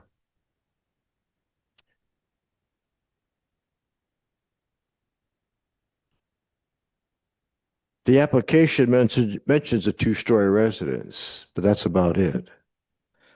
That two-story residence is one of the oldest original Fairfax homes still standing. I believe it was built around 1894. 65 years ago, Mrs. Martini lived there, and she made picnic box lunches with sandwiches and supplied lunches for Fairfax residents and some local businesses. She made it down in the basement of that home. You know, one of the best restaurants in Marin County, Rabini's, was in a structure adjacent to the creek. In 1982, Governor Jerry Brown came to Fairfax, and they held a big dinner there. The restaurant had changed hands, and it was serving Asian cuisine at that time. The new owner, Doug Wong, purchased the property, and it's unfortunate that he got off such a bad start with the town of Fairfax and the neighbors. The two-story structure, he restored it, and it's beautiful.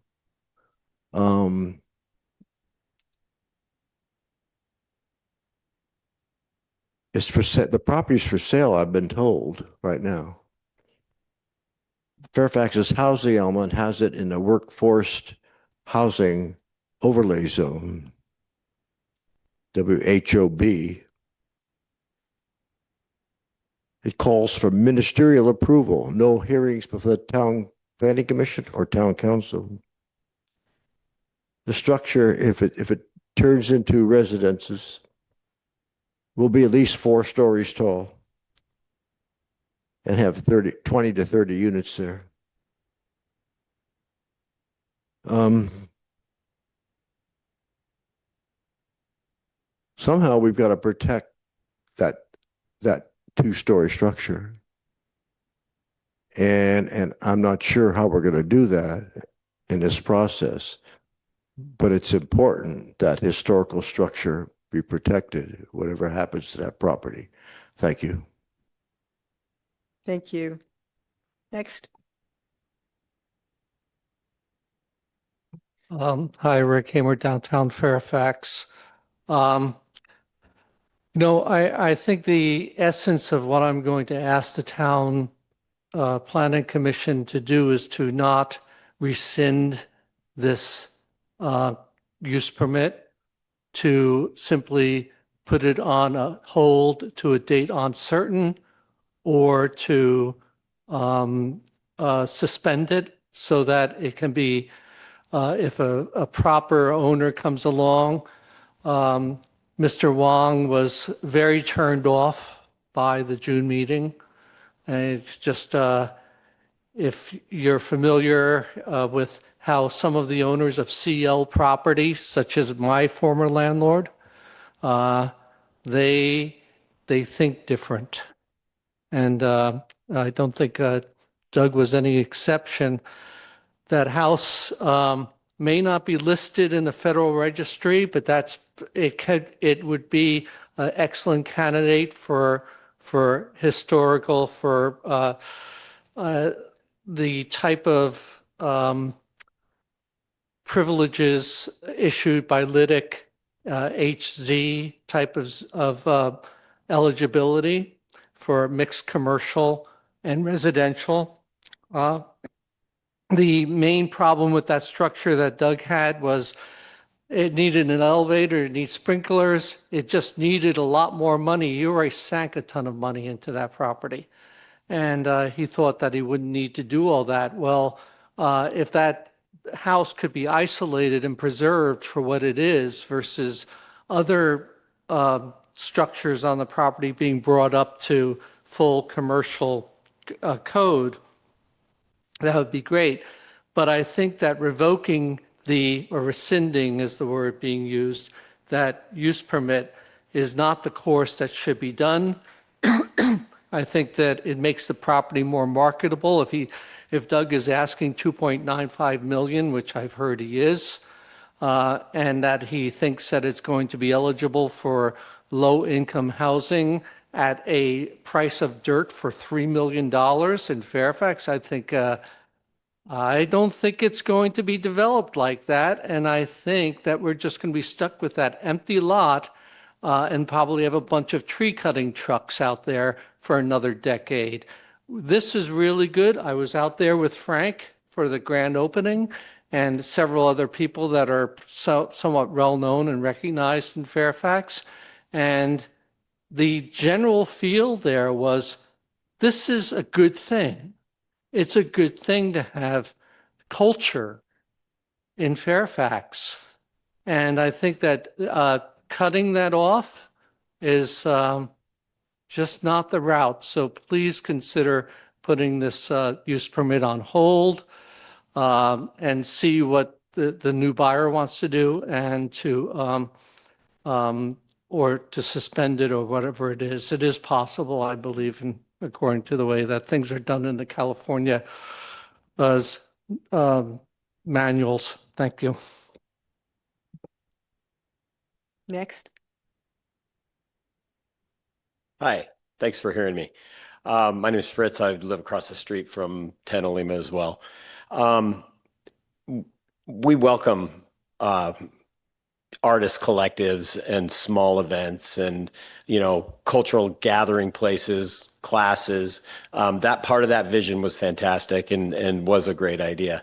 But clearly the draw and the desire to have very large events that would overwhelm the neighborhood, such as the grand opening, that really created a huge scene on a regular basis, was not a good fit for the neighborhood.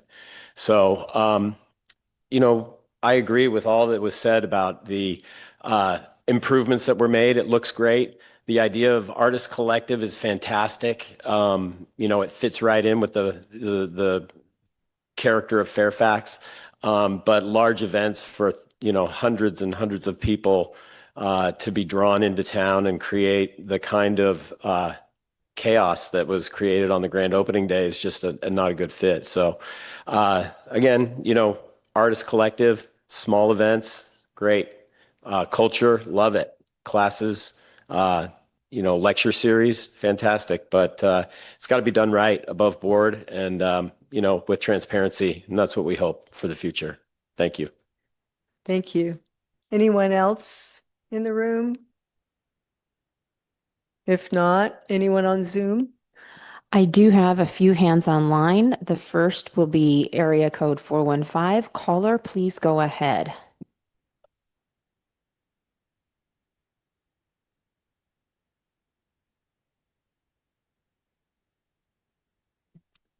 Caller with number area code starting 415. You may need to unmute your own phone, but now is your time. Please go ahead.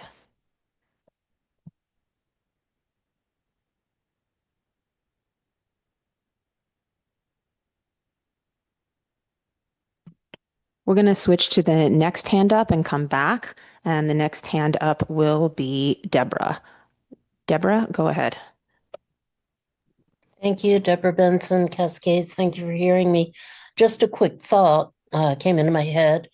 I wonder, the building, the house looks really pretty on the outside, but I'm wondering if some of the interior revisions Doug made would threaten the historical status if it does indeed have one.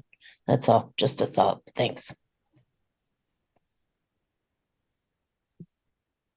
Okay, thank you, Deborah. And caller at 415, we're going to try it one more time. I'm opening your mic, and if you can unmute, please go ahead. Thank you. That should do it. *6, not #6. I appreciate the extra effort. It's Kevin, and from San Anselmo. I just wanted to appreciate the commissioners and Happy New Year, and just let you all know that for an instance like this where it was a sites list property that was conditionally approved towards a non-housing as a priority use, as a commercial use, the no net loss laws mandate that the planning commission and or if it were a town council action, make a finding at the very moment that or now, for example, is what I'm calling about. And it would be something along the lines of the commission finds that this action does not result in a net loss of housing capacity, and the town retains sufficient sites to meet the 6th cycle RENA. And I highly encourage that you make some sort of acknowledgement of that tonight during any action that you take. It always needs to be done with anything that's going to be a non-housing use. Thanks so much. Have a good night. I have no more hands online, Chair Swift. Okay, I'm going to close public hearing and bring it back to the commission for discussion. Go ahead. I first just wanted to thank the members of the public for their comments. I think particularly the immediate neighbors. I know you guys have been through sort of a harrowing experience with this site and this project. It's been months, if not over a year and counting. We never want to condone unpermitted work. It was unfortunate the way that things played out, but unfortunately, it's just the sort of reality of what happened. So thank you for coming again, and I know a lot of you have been to basically every meeting about this project. So we just want to acknowledge that and thank you guys for your contributions here. I think for tonight, I would just stress that we prioritize what's actually in front of us, right? I understand that there's some anxiety about what could happen at this site if it were to sell. I'm sympathetic to that. The historic nature of the property doesn't really fall under our decision to make, right? The process is that they're licensed historic preservation, historic preservationist comes that'll be part of either the due diligence effort that the new potential owner does, right, as they assess whether or not they want to buy this property, or it'll be as a result of any kind of new development application that comes before the town. And so that is done by an expert who will gather all the data necessary to make that determination. It's not up to us. That doesn't mean that just because it's not on the National Historic Register, it doesn't mean it won't be found to be historic in some way, and that the historic preservationists won't recommend some sort of action to help preserve it in any future development. It's just unfortunately not something that we can determine or make any sort of motion about tonight. So it's just a question of what's in front of us and whether or not we want to rescind an application that has been made very clear is not going forward. That's sort of the long and the short of what we're discussing tonight. That's all for now. Any other comments? Commissioner Newton?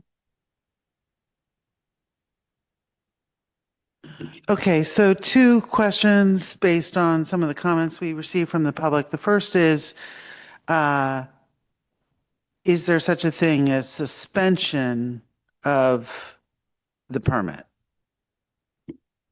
So the town attorney advised us that this should be revoked, not suspended. It doesn't stop someone coming in and going through the correct process to legalize the unpermitted work first and then to turn in the use permit to do the same thing again, right? But that's why we headed this way. Okay, and I think there are practical complications based on the application that we received, which reflected a snapshot in time that no longer appears to be a reality, given that people have moved on and things have changed. There was also a comment about making a finding that there would be no net loss of housing capacity. Can you comment on that one? I think the planning director can. It's not something that we would do in this type of. Yeah, this action wouldn't require that. We're Yeah. just rescinding a use permit. We're not authorizing any development at this time. Okay, and Commissioner Petroni, I agree with you that we are not here tonight to decide on the historic nature of the structure at 10 Lima.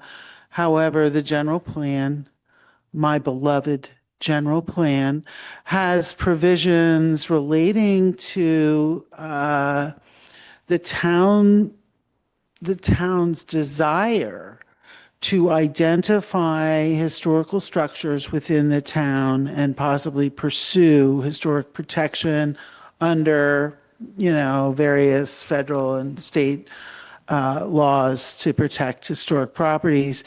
And I don't know, that general plan was adopted in 2014 or something. We still have yet to do the survey of historic homes that is reflected in that general plan that I think even identifies 10 Lima and a couple other historic properties within the town that, some things have been lost, the old bar up at, as you come into town inside the, what is that restaurant bar right as you come? The lodge. Yeah, the old bar that was in the lodge. It's not there. I believe the bar they maintained the bar. I think that was part of that application. We talked about that. Okay. But the rest, yeah. Yeah. But, and maybe the sign, I think, was another thing, a vestige.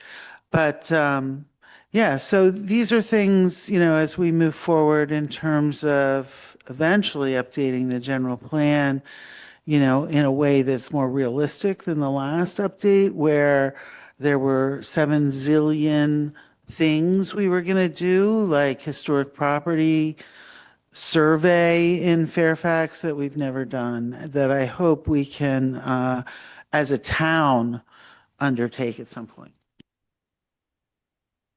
If I could just briefly respond, I wholeheartedly agree. I understand that that's the process. I was just making the point that in this specific case, for this specific property, given all of the contextual issues that we're dealing with here, it is identified in the housing element as a housing opportunity area, right? Which means that more likely than not, depending on the sale of the land, that process won't be able to happen until before it's purchased by someone and before we see a potential application, right?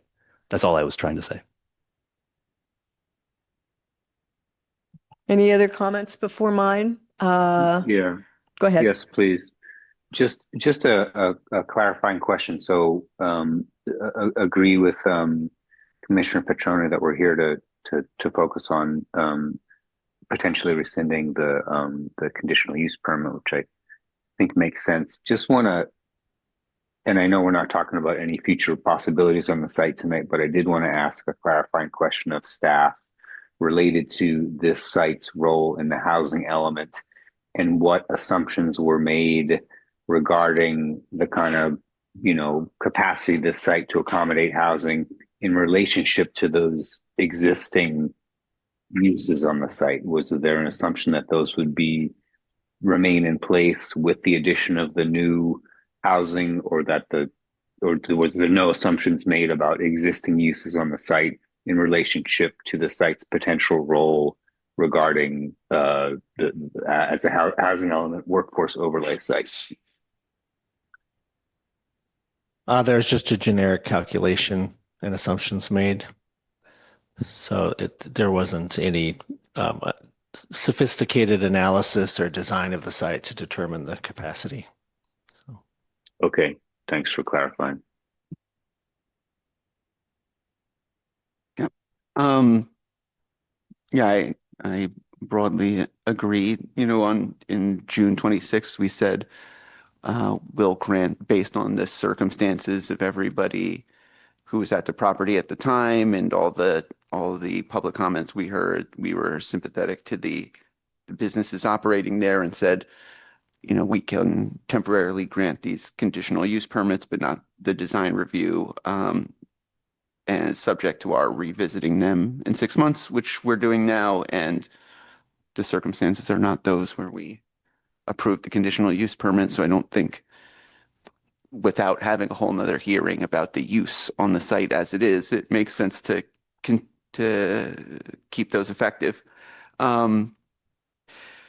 For the other comments we've heard, and because I have an extremely tedious memory, I remembered that Mr. Egger made a comment included in the final EIR of the housing element, specifically about 10 Olima and its historic nature, and it's included in all of the published materials. And just checking back on the exact response and mitigation measures the town included on that, it says. Any project sponsors proposing development on a property with structures more than 45 years old, which this would count as, will have to be evaluated for historic significance, and the project sponsor would have to pay for that.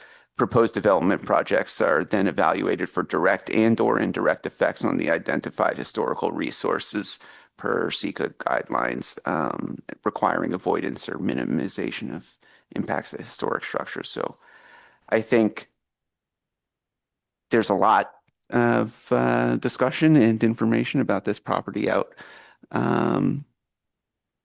there for developers to see and for potential reviewers to see.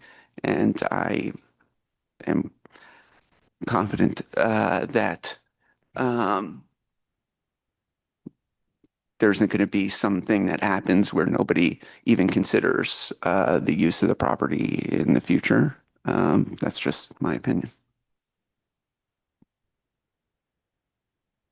Okay. For my comments on this, I went back and reviewed our June 2025 video on this so I could refresh my memory.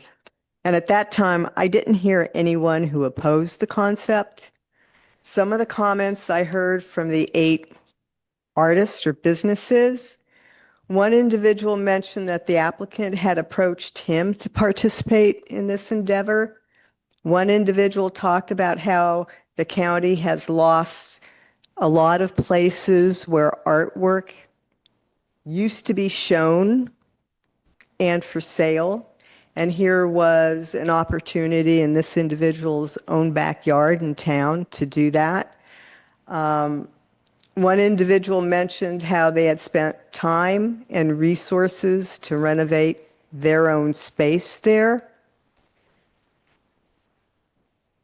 It's unfortunate that the applicant, who has experience, I believe, in both commercial and residential real estate, did not move forward with the required permitting, and ultimately impacting those artists that spoke at the June 2025 meeting, as well as many members of the public who were in favor of the concept. But I would support the resolution, and we move forward from here. Is everyone done with their comments? Because I forgot something crucial about the resolution. Let's talk about the resolution. Okay, so the planning director made an excellent point that we should reference the original resolution. And I actually printed out red line version for you. Again, out to you. And I'm just going to real quickly go over them. So if you don't mind, can I? Yeah, so under the third whereas, we wanted to add the language, at the June, oh, that's wrong too. At the June Planning Commission, 2025. at the June 2020, yeah, okay. Adopted resolution 2025-16 to approve the requested conditional use permit.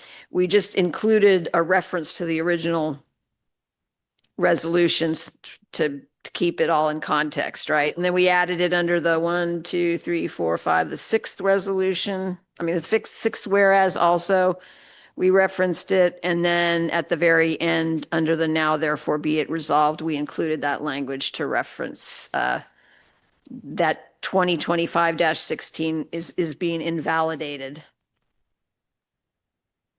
So, thank you.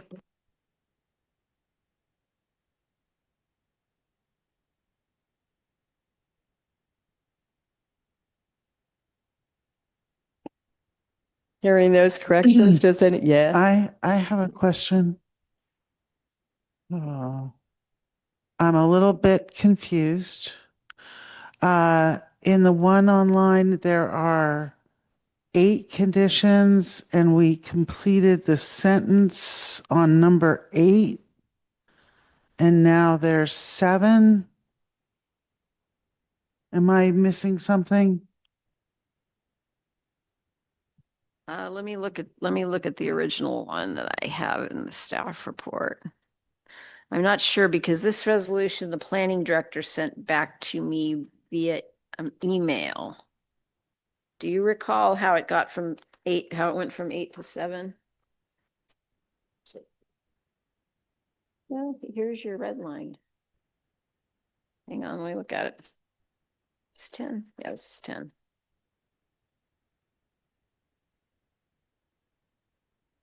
You've dropped number 8 off altogether. The one you finished Okay, so- the language of. Yeah, we do need to. What am I looking at? The design review permit that was supposed to be submitted within 90 days of the.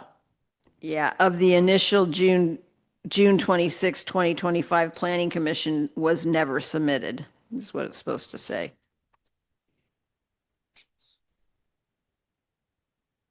Yeah, that's true. But that's not a condition. Well, the introductory Well, paragraph we're says, saying that he made here are no the things that they didn't do. Yeah, so it's okay because it says, it's pointing out that the owner has made no attempt to comply with those conditions. So I think it's fine to keep 8 in and say the design review permit that was supposed to be submitted within 90 days of the initial June 26, 2025 Planning Commission meeting was never submitted. Right? Sounds good to me. I agree. Do we have a reso? You mean A about motion? Sorry.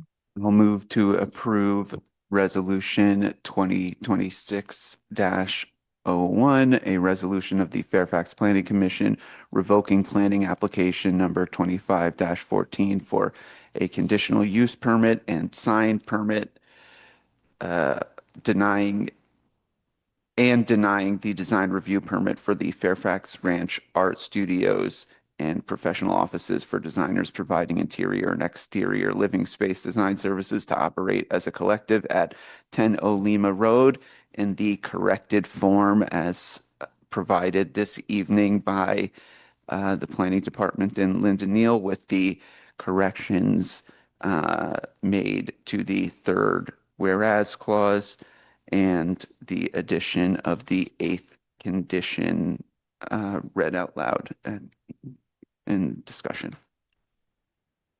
We have a second? I'll second.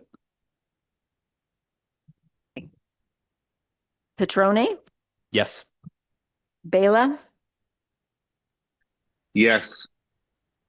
Pfeffer, Yes. Newton, Yes. Chair Swift. Yes. So the resolution as corrected passes. And there would be a 10-day appeal process on this as well, correct? And information on that can be had from the planning department. Thank you. And thank you all. You all want a break or you want to keep? You're good? All right.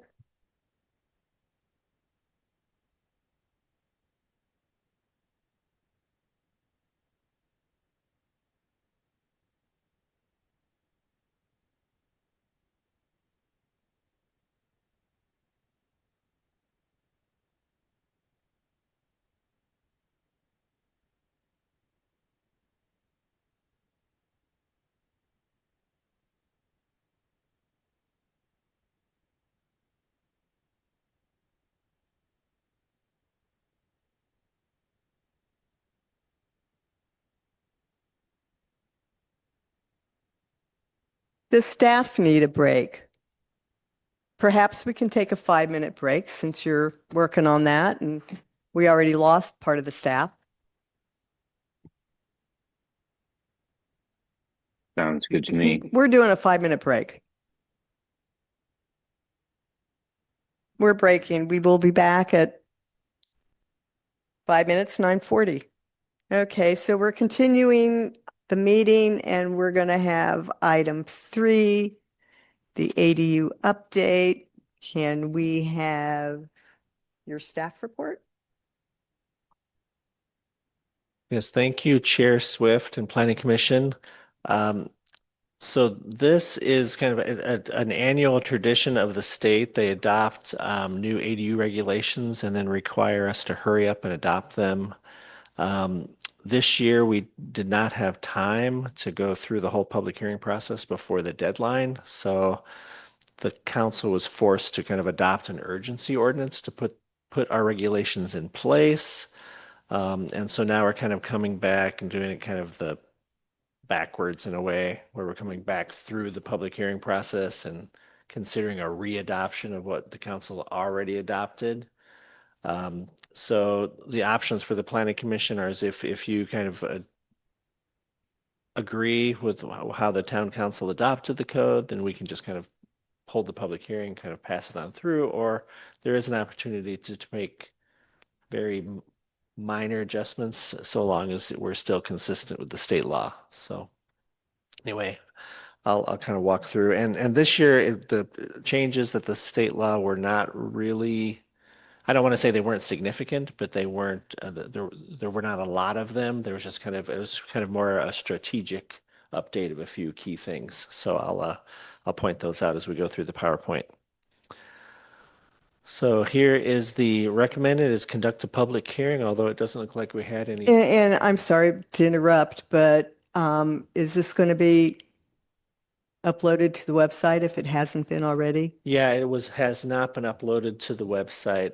In fact, I lost my technical person because Kara is sick, so we have to wait until she's back to get it uploaded. So it'll probably be uploaded tomorrow.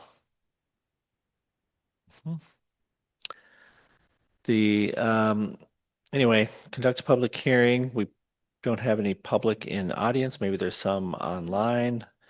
And then the second would be to adopt a resolution recommending that the town council adopt the code changes or re-adopt the code changes. So this is the background. They adopted the urgency ordinance on December 3rd so that we could get those adopted by the deadline of January 1st.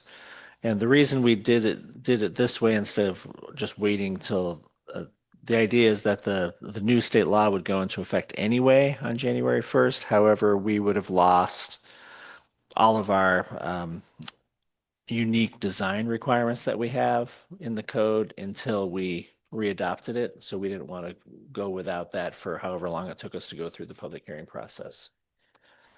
So our attorney advised us to just go ahead and adopt the urgency ordinance, and then we could kind of take it back through the process. So here are the state legislation that went through. So the first is AB 462, and what this did is it modified the coastal development permit, which doesn't apply to us. However, it did do something that's a pretty good idea, in my opinion, is that it adjusted the rules for a certificate of occupancy in the case of a disaster. So the idea is if a disaster like a flood, earthquake, fire, what have you, burned down an entire property or flooded an entire property and it had to be rebuilt, a property owner could take the less expensive option just to be able to have some place to live temporarily, and they could rebuild or build an ADU first, and then they could live in the ADU while the primary structure was being built. So you could get basically a certificate of occupancy for the ADU prior to the issuance of the C of O for the primary dwelling. And then would be under that narrow exception where the governor declared a state of emergency and the primary dwelling was destroyed in the disaster. And this actually doesn't require any action by the town. It's just automatically in effect. However, we did incorporate it into our code so that people are aware of it. The second state law was AB 1154, and this changes the rules regarding owner occupancy of a JADU a little bit. Previously, the owner was required to live in the home. Now this only applies when the JADU shares a bathroom with the primary dwelling. If the JADU has its own bathroom facilities, then owner occupancy is not required. And then also it did change the rules regarding short-term rentals. It prohibits all JADUs from being used as short-term rentals. And right now we allow ADUs to be used as short-term rentals if approved prior to 2020, January 1st, 2020. So that's not changing. If it's an ADU, you can still use it as short-term rental if it was approved prior to 2020. But if it's a JADU, then you can never use it as a short-term rental, if that makes sense. Okay, there's SB9, and this is a different SB9. This is not the lot split SB9. This is a new SB9, if you're familiar with that term. Yeah, it confuses people that are very familiar with SB9. It is not the same SB9. And SB 540, I think that's a 3 under there. It's under my text box here. Yeah, 543. And this just establishes that we have to submit a copy of our ADU ordinance to HCD within 60 days. And another way that HCD can invalidate our ADU ordinance if we don't send it to them. There was also a significant change, and this mostly makes planners' lives more difficult, is that it changes the size limits of ADUs and JADUs to be based on interior livable space. So you take out all the walls and the utility closets and everything that's not like livable space. And so you'd have to be able to do that calculation. So it allows a little bit more size. They can be just a little bit bigger, but it makes it extremely difficult to calculate. Although I guess if you have a fancy AutoCAD program, maybe it's not. So yeah, I think this is just occurring to Linda. So she's having she's yeah. And then it also changes a little bit of an adjustment. They already had some exemptions to impact fees. So it changed the thresholds for those impact fees that they're not applicable to ADUs that are smaller than 750 square feet or JADUs smaller than, and this is in my way here. I don't know what it says.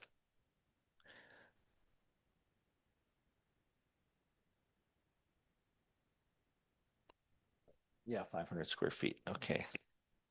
And this also applies to school fees. Now, we don't collect the school fees, but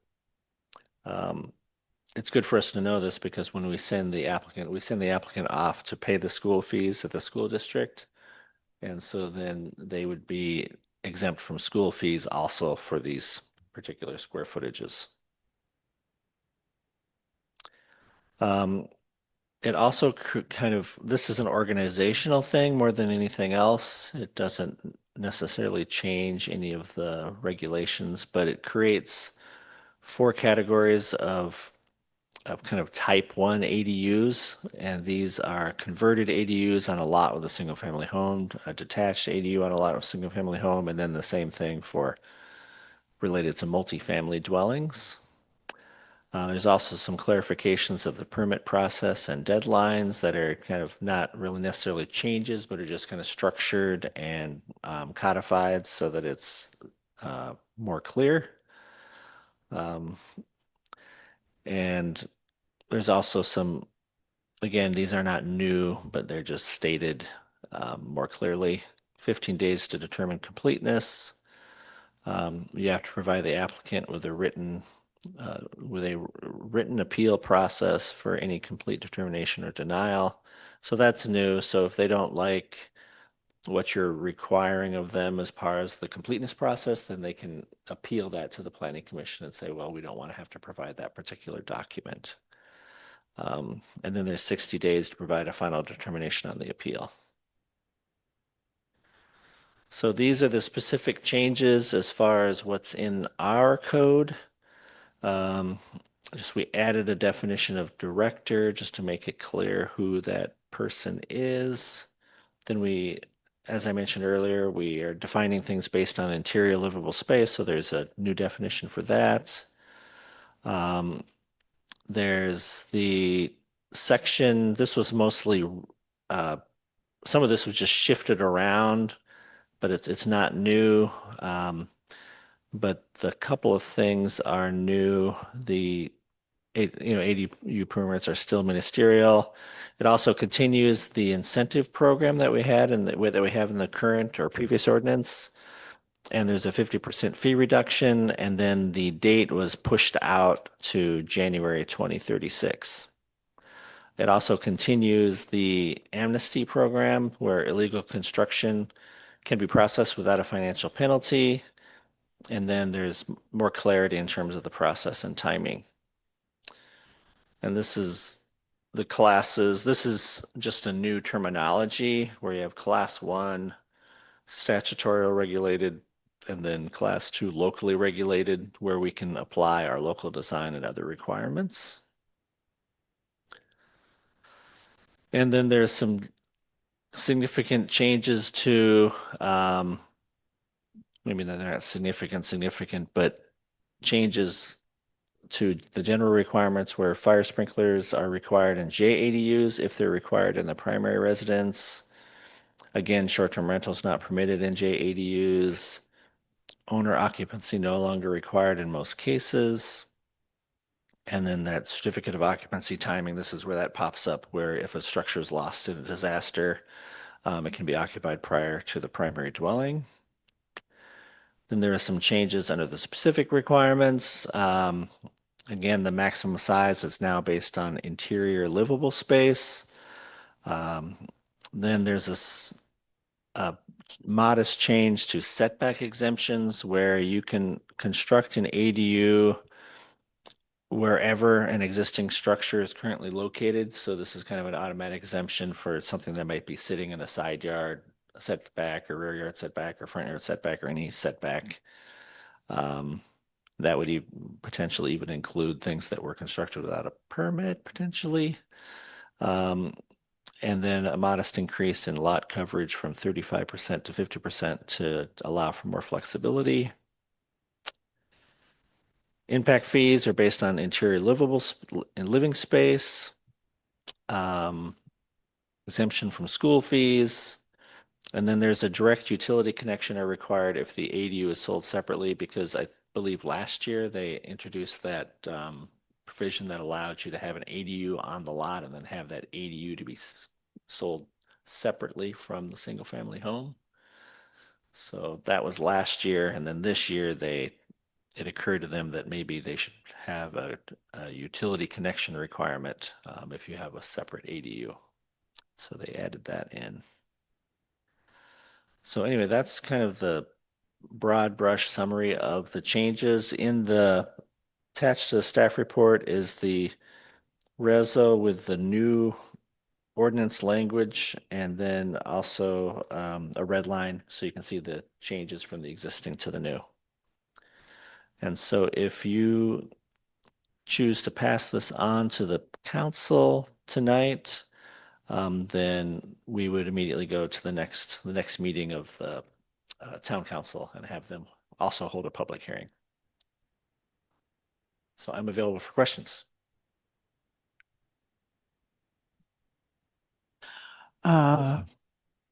Since there are, I don't know how many people are on Zoom still. There's a bunch of folks there, but none of the, physical presence of any audience members here tonight. I take it wouldn't be a problem if we decided to re-agendize this for next month as well as today. Is that right? Yeah, I don't know if there's a huge rush on it, but I mean, I just think well, I don't know if I want to just delay it for no reason. I get you. Yeah. I have a reason. Yeah. I've been looking carefully at the red line. Mm-hmm. I had not seen your presentation. And the very first section that you said has been amended doesn't jive with what I see. So in the definitions, there's some red line where we add the definition of director, but I don't see interior livable space definition added on this red line. Oh, I missed that one.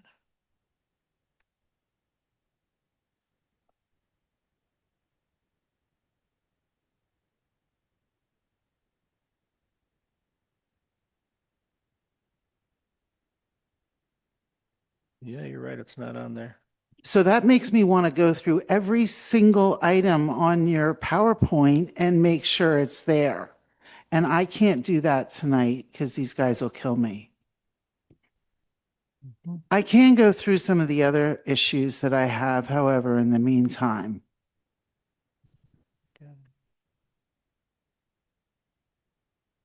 Oh.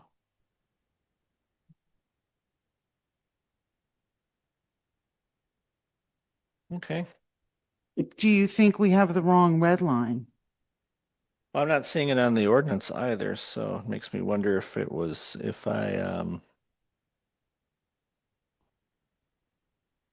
Maybe you want to make a recommendation that that's a change the planning commission could make to the version that we're looking at when we make a recommendation to the town, but I would want you to give me an explanation. I have a couple other questions. Okay. What's the difference between the red and the green in the changes?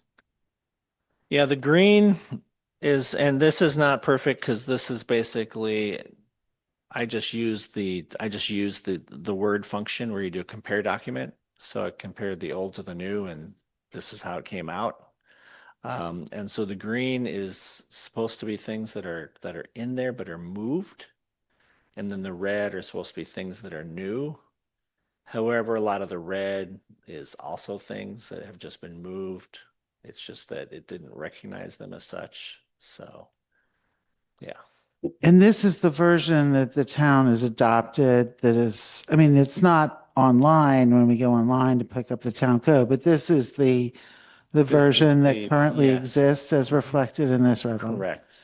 I have noticed a number of typographical errors, primarily pertaining to internal references to other sections and using lowercase numbers instead of uppercase numbers.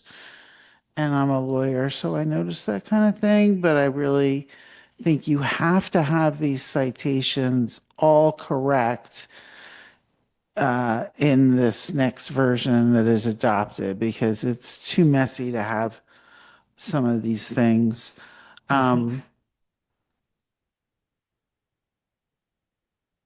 Okay, so those are my immediate comments. I'll let the other commissioners weigh in now. I'm going to take the opportunity to jump in on this one before the end. So I question the need for the urgency ordinance and the process that we took.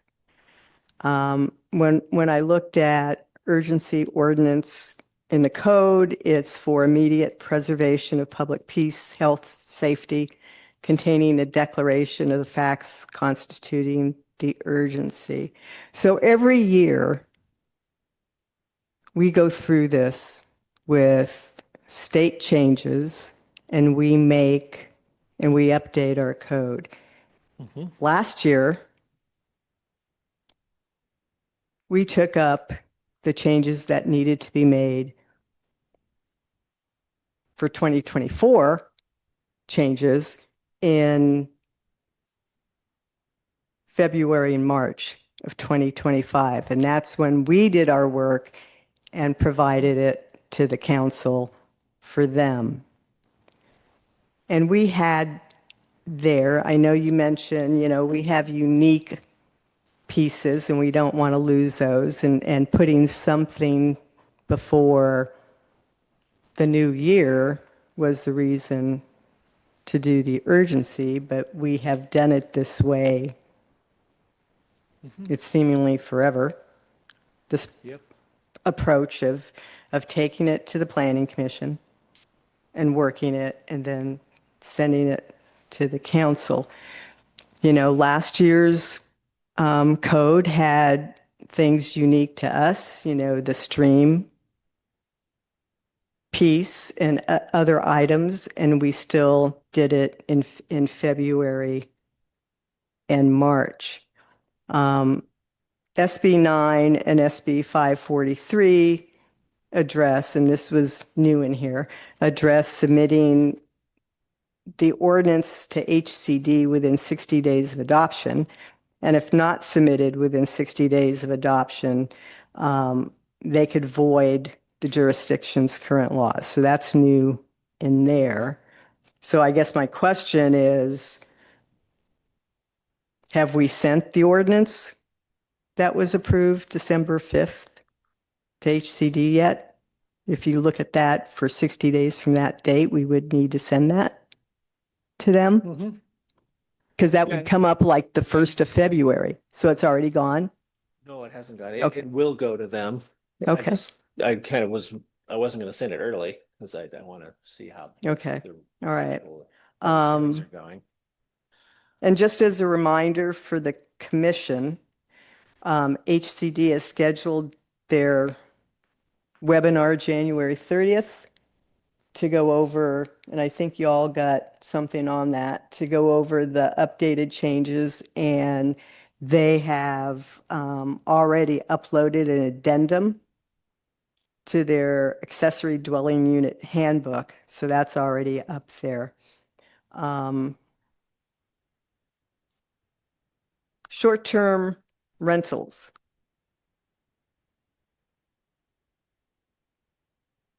For clarity, Fairfax has prohibited short-term rentals of ADUs and JADUs since 2017. At that time, in 2017, the state made it an optional choice for jurisdictions, and the Planning Commission, Fairfax Planning Commission in 2017 decided to, because they were concerned about housing availability, decided to prohibit short-term rentals for ADUs and JADUs. So that's actually been in effect since 2017.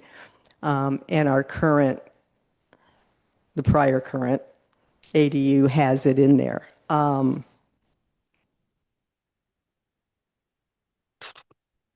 And that was Ordinance 810 that the town in 2017 approved. Looking at and to the comment about the red and green, I think it's easier to just have like a red line that's all red line to identify what the changes are versus the green and red. That gets too confusing. But it's good that you had the one that the council approved. So the rental term, Exhibit 1, page 7, changes the rental term for what was not rented for a term that is shorter than 31 days to not rented for a term that is shorter than 30 days. I believe the ADU ordinance that we had, that we approved in February and March, and is what is in last year's, is correct, that it should be less than 31 days, because HCD references use the phrase must be for terms longer than 30 days. So I think you have that 1 day difference, and I think less than 31 days is appropriate. The section on fire sprinklers, page 7 of Exhibit 1, paren 3, paren B, does not address the clarification that fire sprinklers are not required for a JADU if the primary residence does not have a fire sprinkler, and that the addition of the JADU to an existing primary residence cannot trigger the requirement for fire sprinklers in the primary residence. It only states that the addition of an ADU does not trigger that requirement for the primary residence. And I think we should be clarifying that it's the ADU and the JADU with that trigger.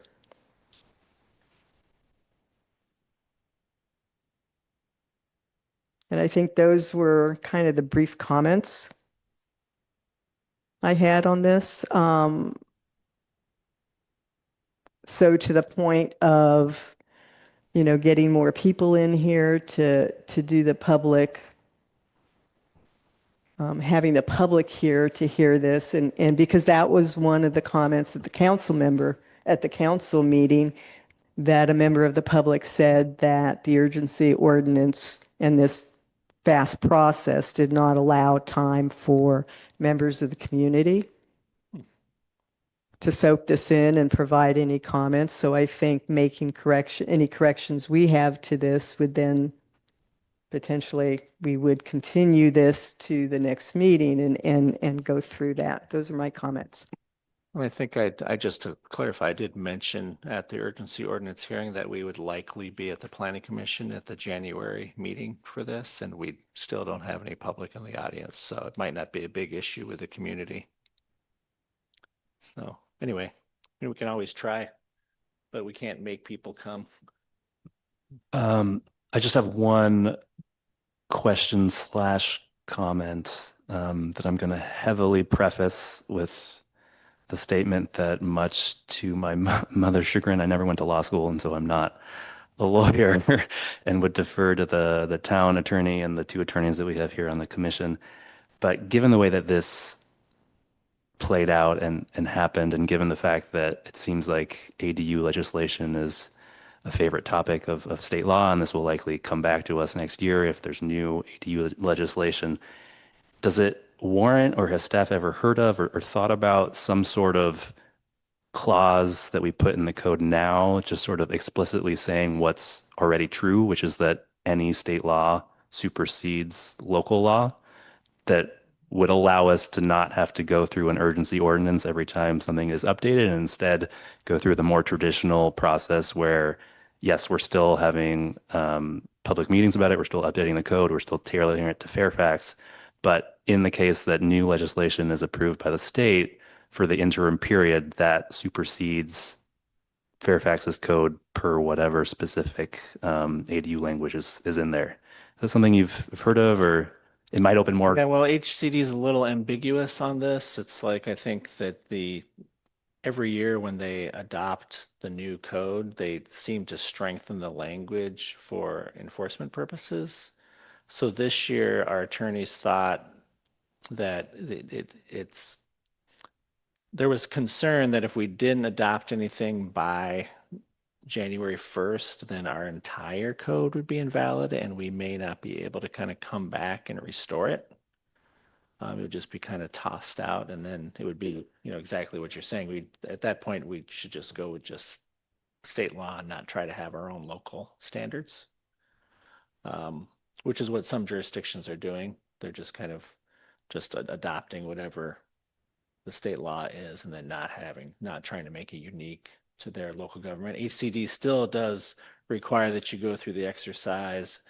I was reading a kind of an enforcement letter that was sent to another Bay Area community where they just didn't bother ever updating their ADU code. They just had their old 1980s ADU code, but they were following the state ADU regulations, and they still got an enforcement letter because they had the old code kind of knocking around on their website.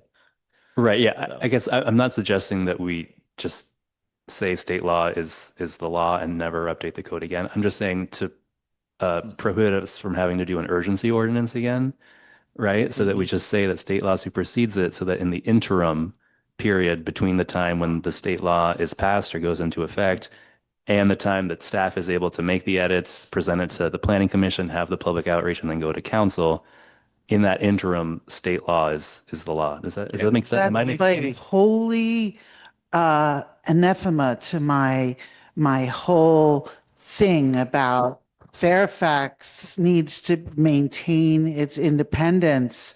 Often the cost benefit analysis is let's do what the state law says, because there's a lot of problems if you don't. But I think maintaining that as a truly Fairfaxian decision is worth having to go through an urgency ordinance, as opposed to just laying down and saying, whatever state law says is what Fairfax will do. Fairfax is never going to do that. To the chair, I'm sorry, for my own clarification, are we in still questions to staff, or have we opened public comment? Because I do actually have somebody waiting to comment online. Or that's official. I think we're still in question of staff mode, although I kind of went beyond that. Whoops, any other questions of staff? No, that was my only question as to whether or not that's something that you've heard of being done or thought about. Thank you. Any other commissioners have questions for staff? All right, I'm going to open the public hearing. Great. And thank you, Deborah, for waiting. You are unmuted. Please go ahead. Thank you, Deborah Benson, Cascade Drive, Fairfax. I just wanted to say that I intended to be there in body in person tonight, but I've been fighting this illness, as many have over the past month. But whether or not I am able to be there, and I am here, engaging in this process. It's very important that whether people show up or not, that we are given the opportunity to engage. So I just wanted to I wanted to make that point. So thank you. That's all I have to say.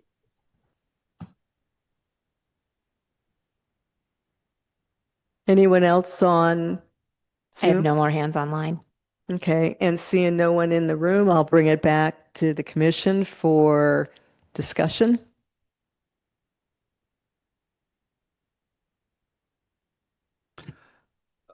Looks like Commissioner Bela. Commissioner Yeah. Bela? Yeah, thank you. So I appreciate the community member who called in and expressed the desire and willingness to want to participate in the decision making here. I'm also kind of struggling with illness, and so not feeling well. I wasn't able to attend in person. I know this is an important issue, and now we're 3 hours into the meeting and really just now beginning to address what perhaps is one of the most substantive issues of the agenda tonight. Just want to express my frustration at the process that, these important issues often come at the end of lengthy meetings, and it's just makes it really difficult to fully participate as a council member. I can't imagine members of the public who have families and work obligations and so forth. And then I just wanted to say that, the continual kind of updating of state laws, eroding kind of local decision-making power. It's a challenge every community is facing, and Fairfax is certainly facing it. And I just wanted to shout out to our staff who are under increasing pressure. Every time the state shortens a deadline to turn around a review, it puts more pressure on Linda and Jeff. And so I know that we're trying to do our best to uphold, Fairfax's role in terms of local decision making. But I also want to point out that we are at the behest of what our staff is capable of handling. And so just want to say that to the extent we can make their job easier by trying to address these topics in a timely manner and address the comments and support them in moving forward these critical decisions to the extent that we can as council members. Just wanted to put out there, I think that's an important part of our role as part of the Planning Commission to support staff in the very difficult job of adapting to rapidly changing circumstances at the state level.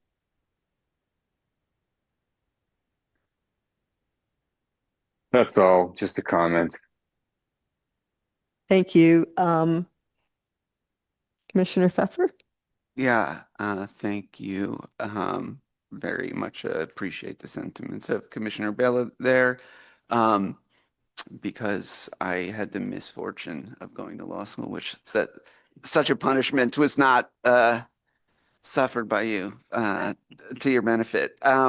Just I think sort of the concept that you were getting at, which I think is a good idea, is sort of some contracts have what you call a blue pencil rule, which is if a judge or somebody later says this provision is illegal or you strike it, instead of losing the whole contract, they're required to use a blue pencil and rewrite it just to make the minimal changes.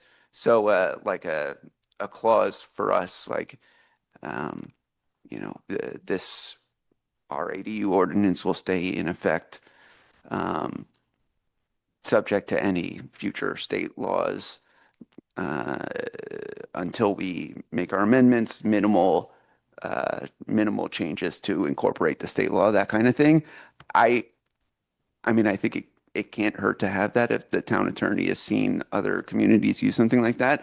I imagine that when it's decision-making time, the fear of losing our existing rules will still put the same sort of pressure and urgency, and people won't want to rely on that clause to protect us unless another jurisdiction tries it and gets away with it. For the amendments itself, they're not changes. One of them actually is that the town council, I think, actually did get to make on this one, the extension of the incentive program that I just want to reiterate. I don't think anything's going to happen because I make these comments whenever we talk about this, but the incentive program for legalizing non-permitted ADU and JADUs. I understand the reduced processing fees for new construction, but I think JADUs and ADUs are incentivized to not apply to legalize until the last possible date because they're getting the benefit of not paying taxes on the improved assessed value. And I think there should be some language like for as long as, there's a documented unapproved use, any town taxes and fees will be sort of considered as part of I think there should be, maybe it's reduced, but you shouldn't get to wait 10 years and not pay taxes for your use the whole time and then just get a clean slate. Now, and the owners have known. Yeah. Well, it's just I don't know why anybody would legalize an existing ADU that they're renting out until January 1, 2036 right now. Unless there was a rolling aggregation of the taxes that you owed while you were operating an illegal ADU. Right. And maybe to trigger that, you just get a notice, hey, we noticed you have an ADU or JDU that's not permitted. Here's your notice that we currently have this incentive program that allows you to legalize a non-permitted use. And you have this option for a year. And after that, you're just sort of on notice. And we still want you to legalize it, so we'll consider reduced penalties in the future, but we are going to start counting from whatever date we choose. Just again to avoid somebody seeing these extensions and waiting until 10 years from now. And the other comment that I want to make if we're considering changes to the section is actually two more. But the important one is,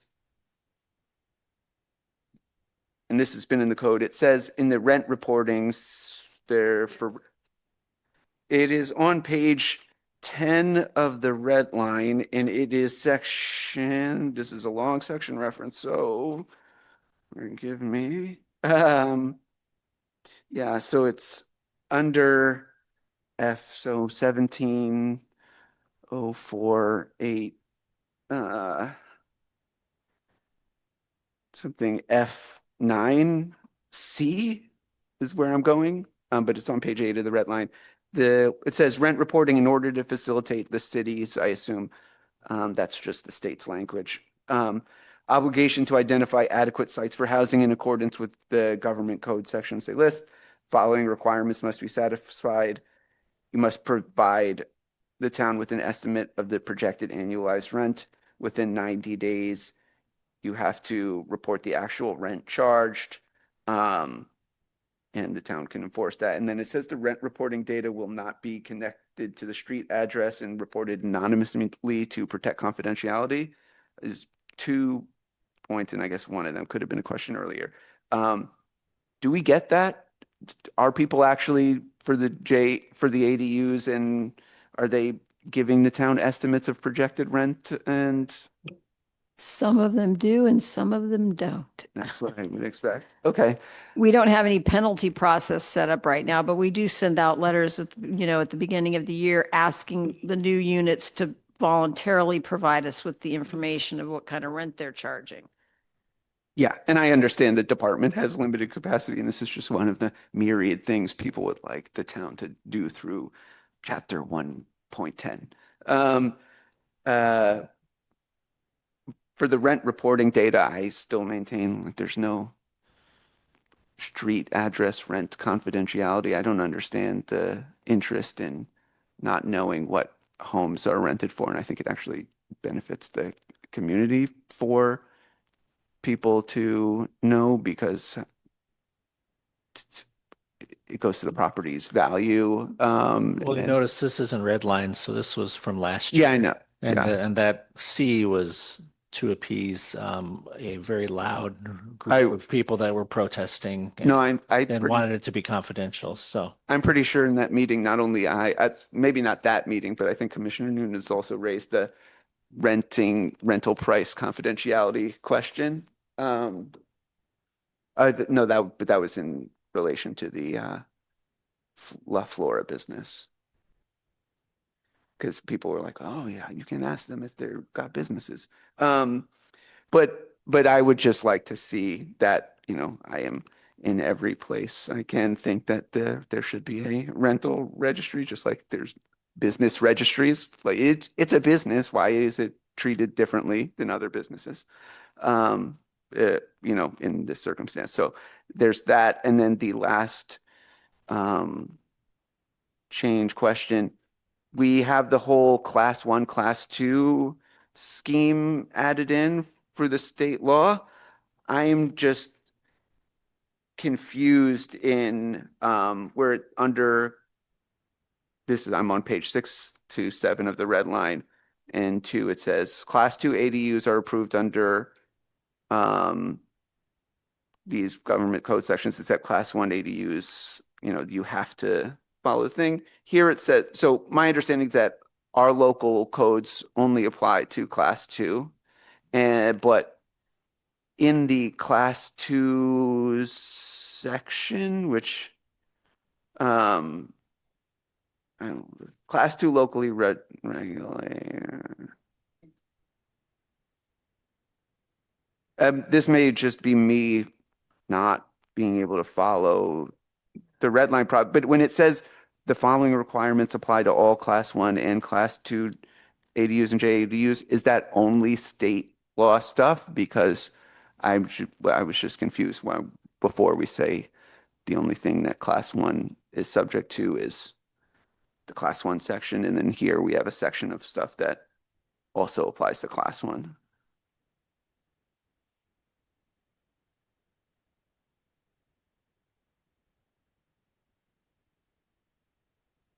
yeah, it's a little muddled, but this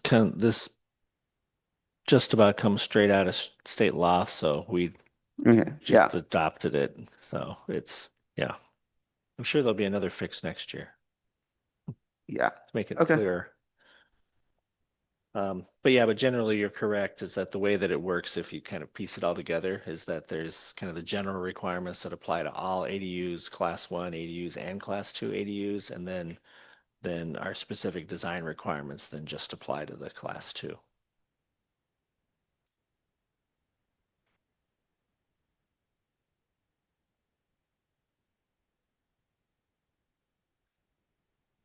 Any other comments? Well, I'm curious about the other planning commissioners' reactions to the idea that we continue this to another meeting, maybe even a suggestion that we put it first on the agenda. Or do you guys feel, for example, one of my questions was I wanted to go through the PowerPoint and compare because I found the definition was missing. I was asking planning director if that's an area where you would want to add a definition in, even if it hadn't been approved. There are a couple typos that I will give the planning department my copy of the red line so you can see where I noted those typos. But I would not really be prepared tonight to move forward with a recommendation on a resolution here, and I don't know if you all feel the same way I do.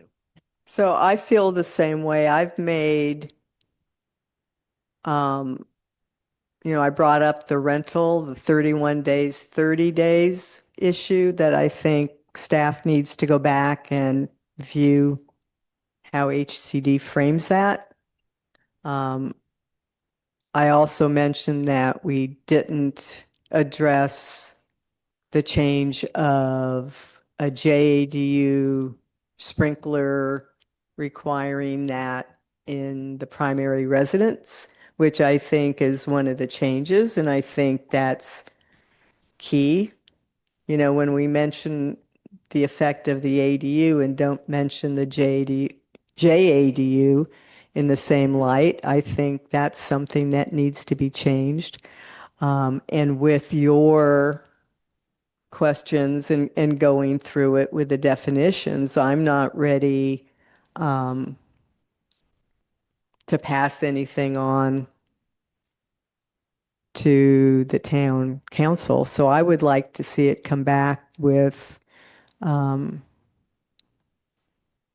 comments on those changes and what Commissioner Newton has mentioned and everybody else. So I would like to see a recommendation to continue this item to the next meeting. So that others? Yeah, I think I'm comfortable with that. Commissioner Bela, are you comfortable with that? Yeah, it seems like there's no alternative at the moment.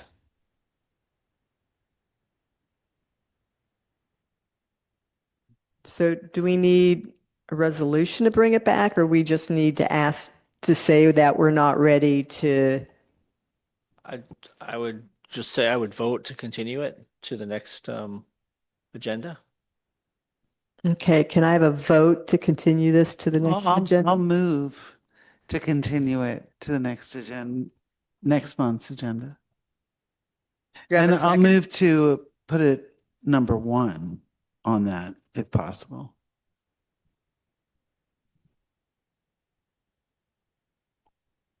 I'll second. Sure. Okay. Petroni, Yes. Bela, Yes. Pfeffer, Yes. Newton, Yes. Chair Swift. Yes.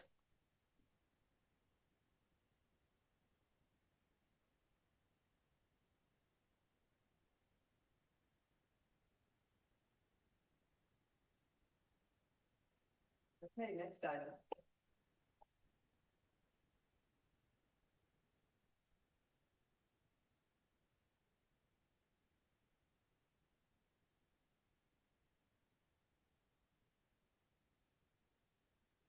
Okay, this is just a compilation of Brown Act summaries.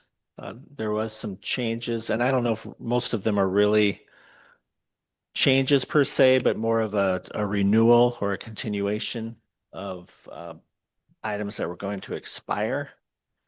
And I will say that this is kind of maybe a teaser, because there is a desire to potentially have kind of a joint work session with the council and maybe the planning commission to have the town attorney kind of go through the Brown Act just as kind of an update.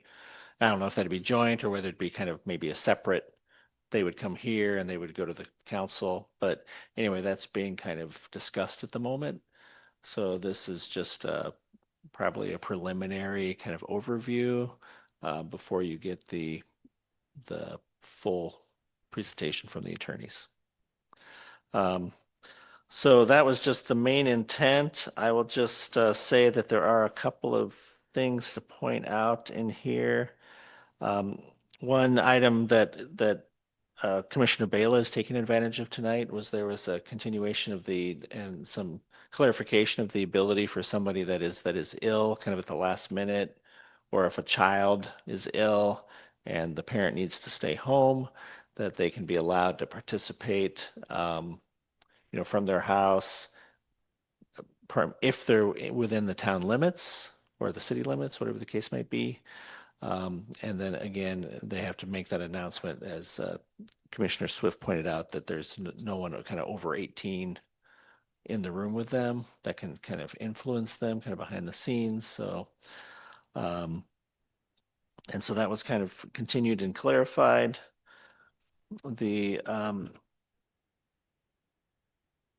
There is also some definition of kind of what's it called? I want to get the terminology right. Eligible legislative bodies, which is kind of the town council, and not any of the other boards. So they have additional requirements that apply to them. But then most of the teleconferencing and all the other regulations do apply to the Planning Commission as well. And let's see if there's anything else to point out in here. And Fairfax already does many of the things that the state is now requiring in terms of allowing or having the online meetings and the ability to participate remotely for the public. So we're already doing that.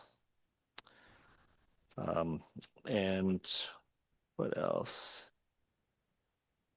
I highlighted a few things in here.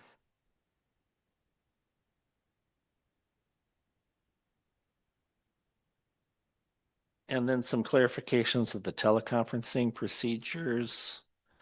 And a lot of this is the same rules, but they've just kind of restated and clarified that the agenda must be posted at all teleconference locations. The teleconference locations must be open and accessible to the public. And then again, at least a quorum of the members of the legislative body must participate from a location within the boundaries of the agency.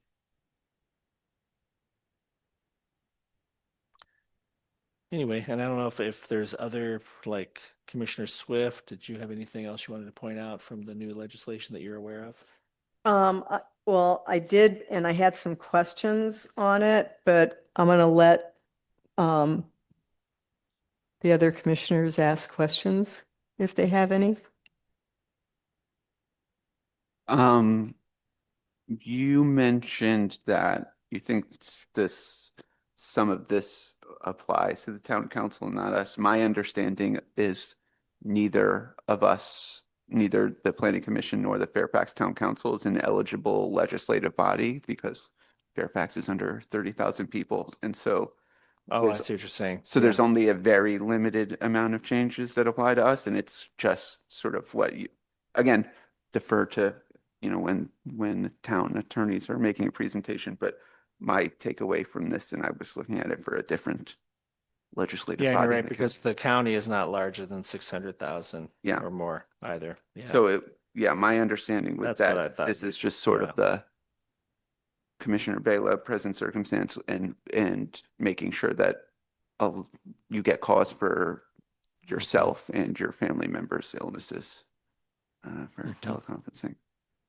Yeah. Yeah, and I think that in general, Fairfax kind of goes above and beyond in terms of the kind of allowing the Zoom, and because a lot of after COVID was over, a lot of the jurisdictions abandoned the kind of the Zoom meetings, and Fairfax continued them. So. So I agree, the town council isn't an eligible legislative body. But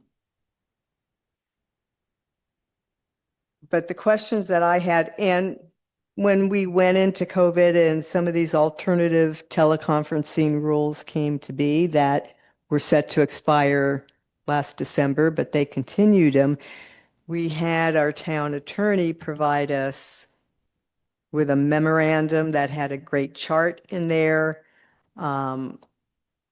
with all the requirements, which would have been great to just have that updated for us. But that didn't happen. I can forward that to get it updated. But I mean, I've got that, but I don't know if they're going to do that. So we can have remote attendance.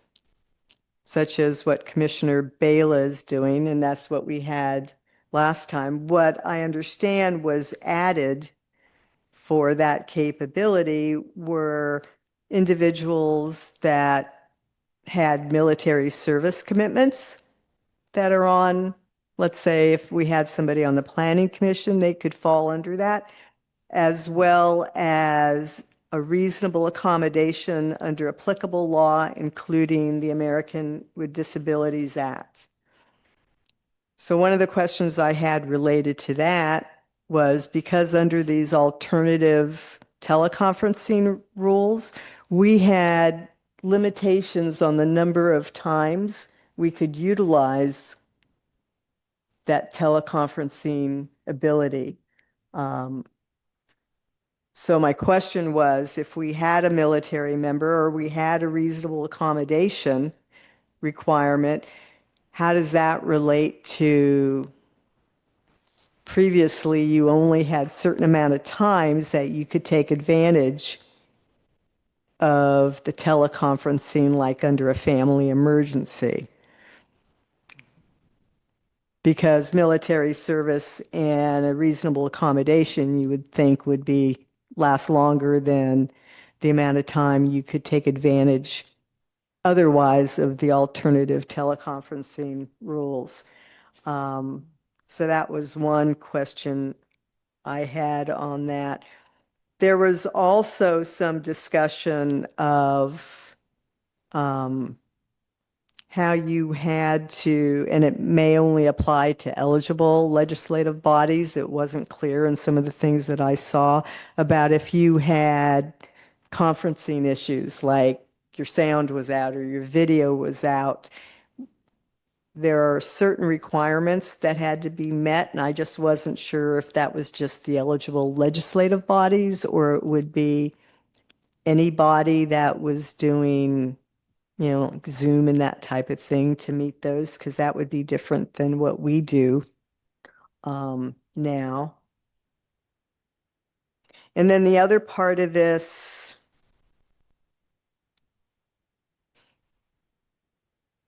is one of the requirements is that agencies provide a copy of the Brown Act to any person appointed or elected to a legislative body. And I would ask the town to provide and it could just be the government code sections, but I think it would be helpful for the members of the Planning Commission, even though we're not newly appointed, to all get a copy of the Brown Act as it is now. Those were my comments and questions.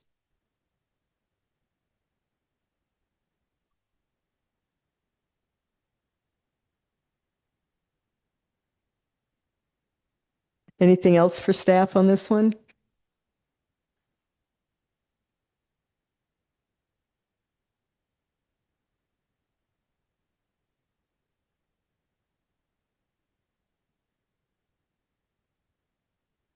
And is there any member of the public that wants to speak to this? Let's just give him a minute. Now is the time to raise your hand if you have something you would like to say on this item. I do not see a hand raised, but I would like to call myself a member of the public at this time and just state something quickly about this item. As somebody who is pleased, and thank you so much for allowing me to run your Zoom meetings, I don't know if anybody knows my background with this. I was a Zoom evangelist before Zoom became popular, before 2020. I have been educated by Zoom and by, now I can't remember the name of it, I'm sorry, but how to apply Robert's Rules of Order and meeting to Zoom meetings was something I actually worked on before 2020, both at the United Nations and at Zoom. So that was the experience and why I came here. And I appreciate your patience with me if occasionally I'll say, oh, we got to hold public comment or something. It's because I'm trying to keep you all to the rules that I know as my job. But anyway, I didn't know if anybody knew my background with that, but thank you very much for having me. I am a former Zoom accomplished person. I do lose a little bit of that memory every day. So I don't know where I stand with it today, but thank you. Thank you. Okay, we're going to go on to the discussion item on formula business. Okay, and just a note, I have a list of your questions and we'll try to get those figured out. So, okay. So we saved our least controversial item till the end. So I do have a screen share on this one too.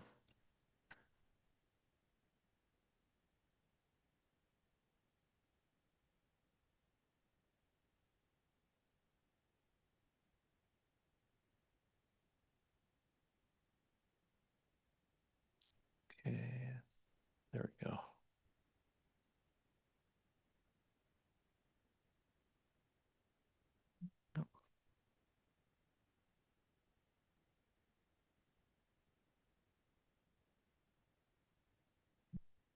Okay, so we have a draft ordinance from our town attorney's office, and this is kind of based on a similar ordinance that was done for Sausalito.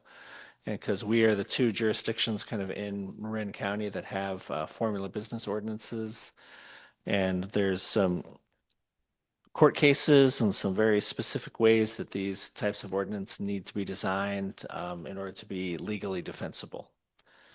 So anyway, so I just wanted to provide kind of an introduction of what they've come up with for this meeting, and then proceed from here. Like at the February meeting or a later meeting, we can have a public hearing, and then we may want to bring the town attorney in for that meeting.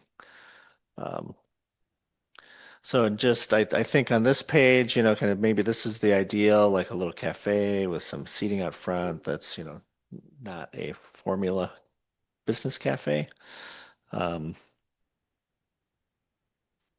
So the current regulations, we require a conditional use permit for a CUP, and our attorney's office is telling us that's problematic for a number of reasons. It's also focused on community character considerations.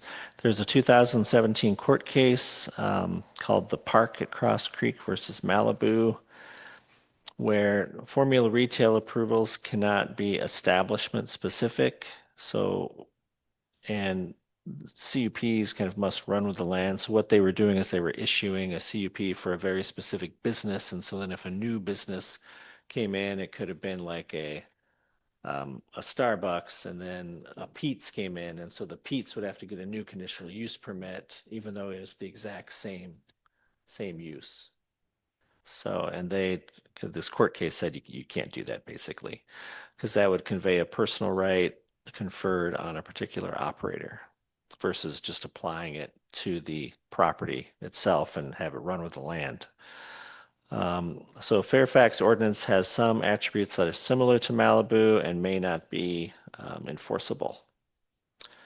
So, and so the idea is to kind of get something that's enforceable. So if a formula businesses do come in, we have like a way to process them versus just having kind of allow them to come in because we have an illegal ordinance, which would be worse, I think. So what has been proposed for discussion purposes is to replace the conditional use permit with a formula retail zoning clearance subject to objective design criteria, update the definitions of formula retail, establish district-specific caps on the number of formula retail to avoid overconcentration, and to provide transferability to accessory business in the same category. And then the one thing that I was proposing to add to this list, and this is what the attorneys came up with, I would also add a prohibition on drive-throughs, because I think drive-throughs are where if you prohibit drive-throughs, then you are unlikely to get many of the formula business uses that you may not want. So you wouldn't be outlawing any existing drive-throughs, but if you don't want a Starbucks or McDonald's or those types of uses, if you ban drive-throughs, you will not get those types of uses. So anyway, so that would just be an idea that I would suggest. The alignment with case law is the ministerial clearance, approvals with objective standards, avoid establishment-specific risks. Any business in town that has a logo or a trademark requires, or employees to require uniforms or vague standards. Suggests that currently all businesses in Fairfax might be considered a formula retail business. There's a recommended change to a numeric threshold to avoid sweeping all businesses that merely have a logo. And then staff proposes 6 locations paired with standardized features, which could be considered defensible. So I think the idea that the attorneys are suggesting is that we have to allow some businesses to come in, but we can set a cap so that there's not an overconcentration. So the benefits of this type of cap system is it would keep a diverse tenant mix. So it kind of limits the share of formula retail. So you wouldn't have all of your businesses just completely displaced by all formula businesses. These are simple to track, and it's still consistent with the general plan's emphasis on a small town village character, business diversity, pedestrian orientation, and all of those things that are in the general plan. And then for legal defensibility, the proposed ordinance would ensure that the entitlement kind of runs with the land and isn't kind of use specific. So if a formula business was approved for one particular property, then a similar formula business could kind of move into that same spot without having to go back through the process. So the proposed changes, there would be a zoning clearance, which would capture anything new or expanded that was over 500 square feet. You can exempt certain land uses. So that's something that we want to take a close look at, because you'll notice on their exemption list, they had gas stations and drugstores and grocery stores and a few other things. So you want to kind of look at that list. And When you say their list, because that was one of the questions that I had, who made this exempt use list? Where did that come from? this is from the town attorney's office as a kind of a starting point for us. So they have presented to us what I would describe as kind of a legally defensible template for a formula business ordinance. And so we can use this as a starting point, and then we can kind of make changes to it, and then to kind of make it fit Fairfax. So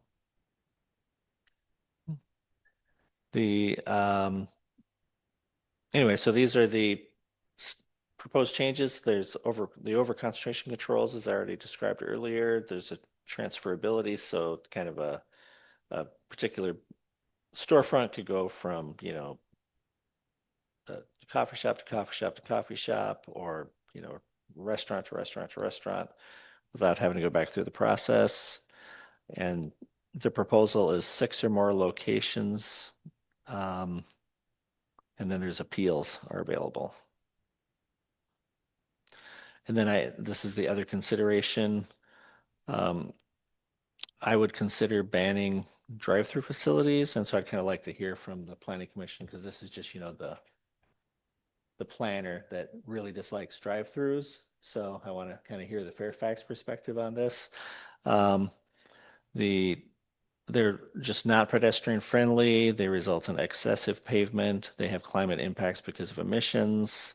There's also kind of parking rules, which we probably won't get at with this particular amendment, but that kind of is also the same sort of thing. As you have excessive parking, you end up with like big parking lots with lots of pavement. But I think we could consider the drive-through issue as part of this update, as if we wanted to just simply ban them. It's actually, Well, we do have a drive-through in town, so that would be. it would make it non-conforming, legal non-conforming, and so it could stay there as long as the business operated, and a new business could come in. It wouldn't, if it would be subject to the non-conforming rules. So if it closed down for longer than, what is it, 6 months or a year? Do you remember? I think it's a year now. A year, then it would lose its non-conforming rights, but it could operate. It wouldn't impact the existing use.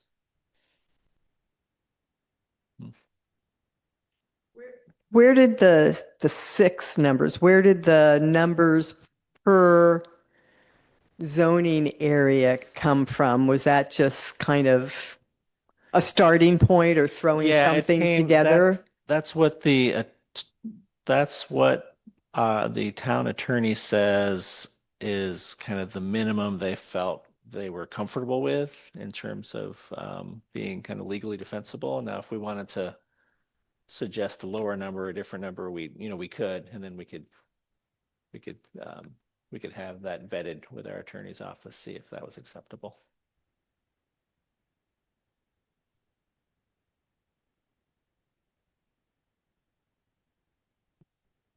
If I could, through the chair, are we at the questions part? Yes. Just a few questions. I think first there's a typo in the on page 4 of the draft ordinance in the chart. CS should be commercial service, right? We list central commercial twice.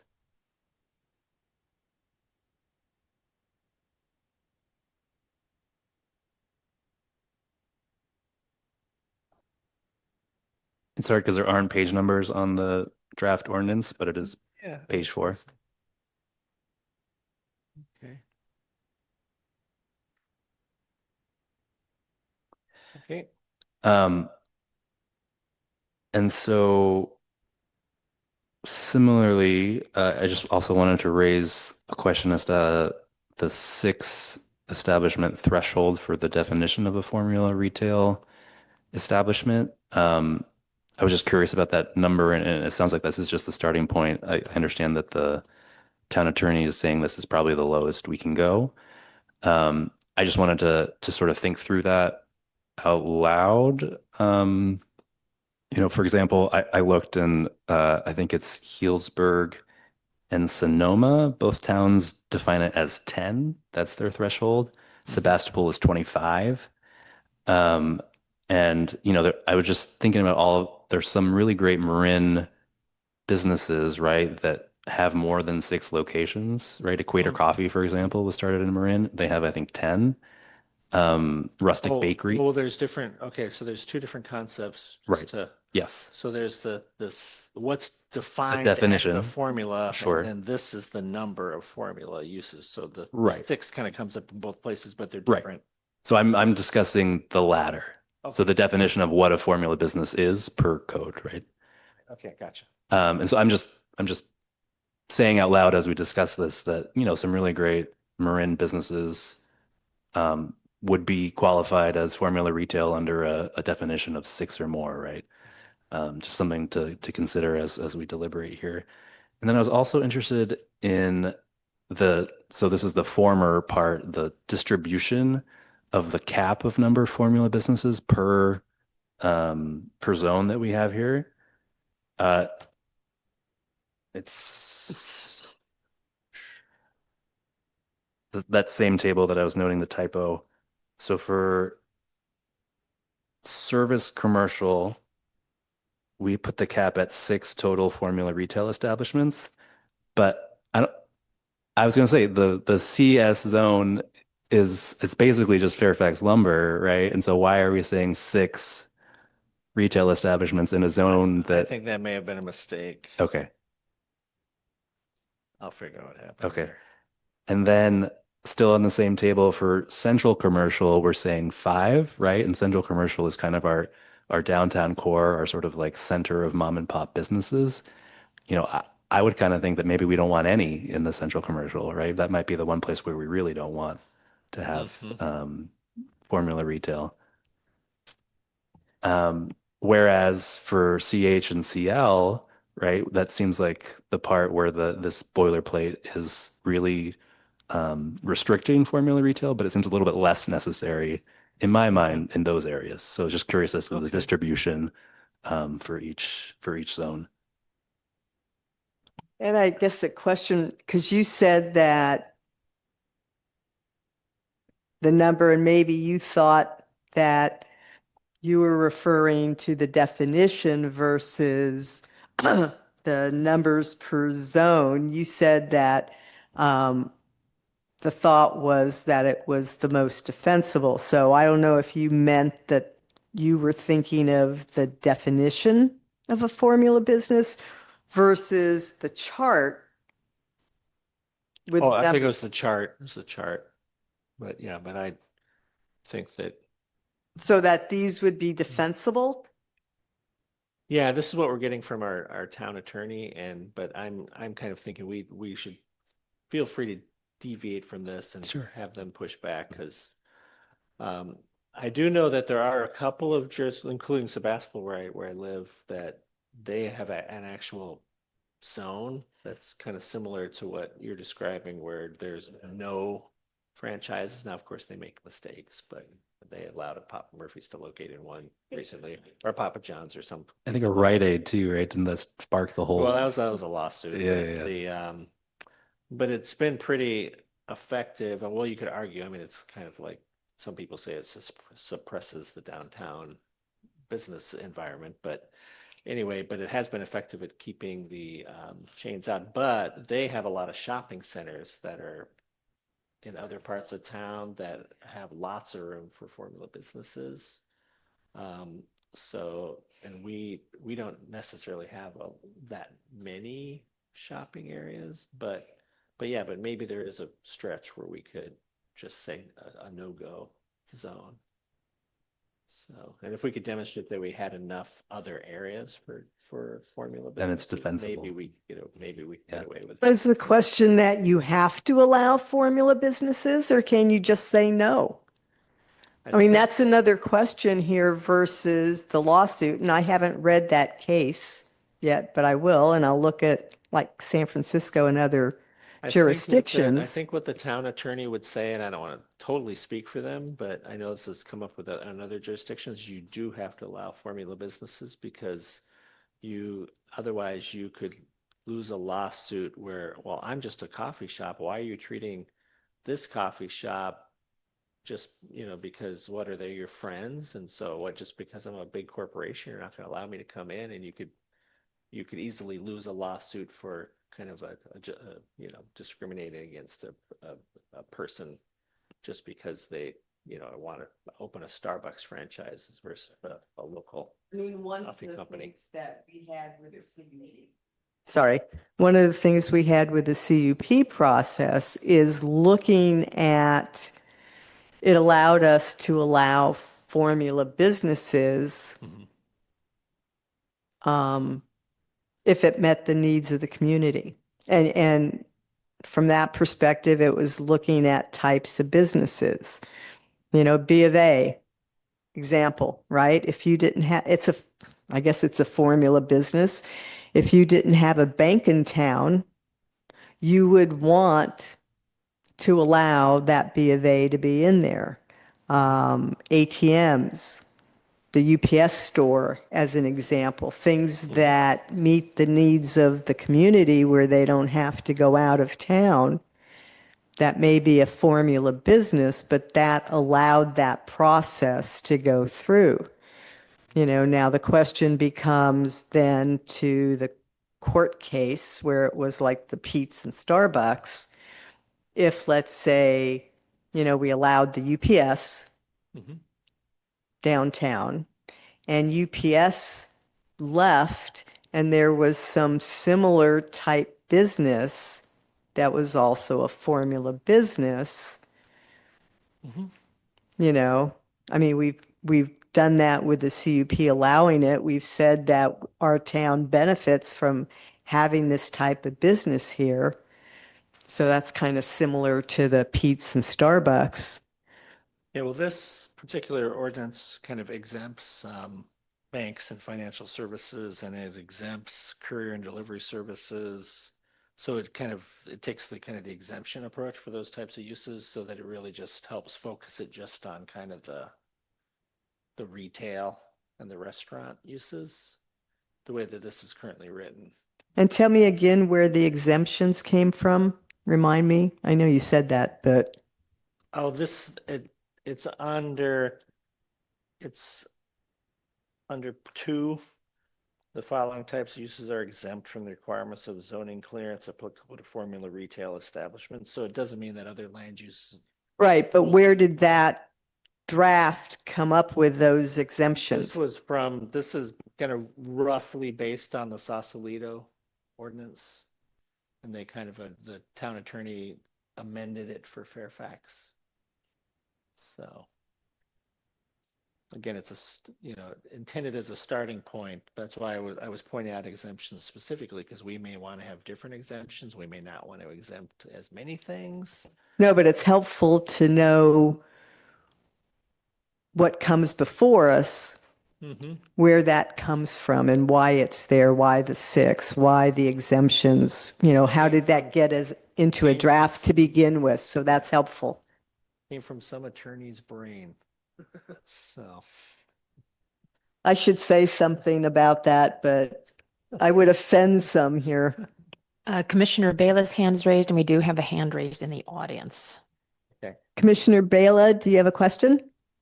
No, I just have to, I'm sorry, I'm really not feeling well and I just can't continue to be part of the meeting. So I apologize. I have to go.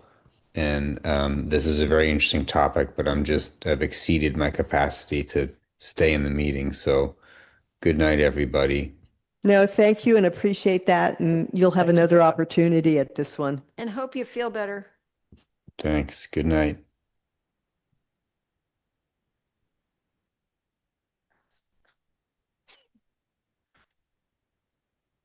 And Yeah. if we're having public comment on this issue, we do have a hand online. Yeah, if we're through with kind of questions, we could switch. Any other questions for staff? Otherwise, we'll open it to public comment. Just one last quick question. We don't have like an existing census of formula retail businesses in town yet, do we? I mean, it's 7-Eleven and UPS store. Is that all we have, or are there more? Yeah. All right. Okay. In-house? Oh, well, they close. Maybe that doesn't count as a chain. Wasn't it the first restaurant? It's the first. Oh, It was the first restaurant, and I think they had like 4 locations total. Yeah. So anyway. Anyway. Okay. We had a cannabis application go through that as well, I believe. That was not a formula. There was no, as far as I recall, there were no other enterprises. He answered that question during the hearing. Okay. Any other questions for staff? Okay, I'm going to open the public comments. No one in the room? Do we have someone on Zoom? Yes, Deborah, please go ahead.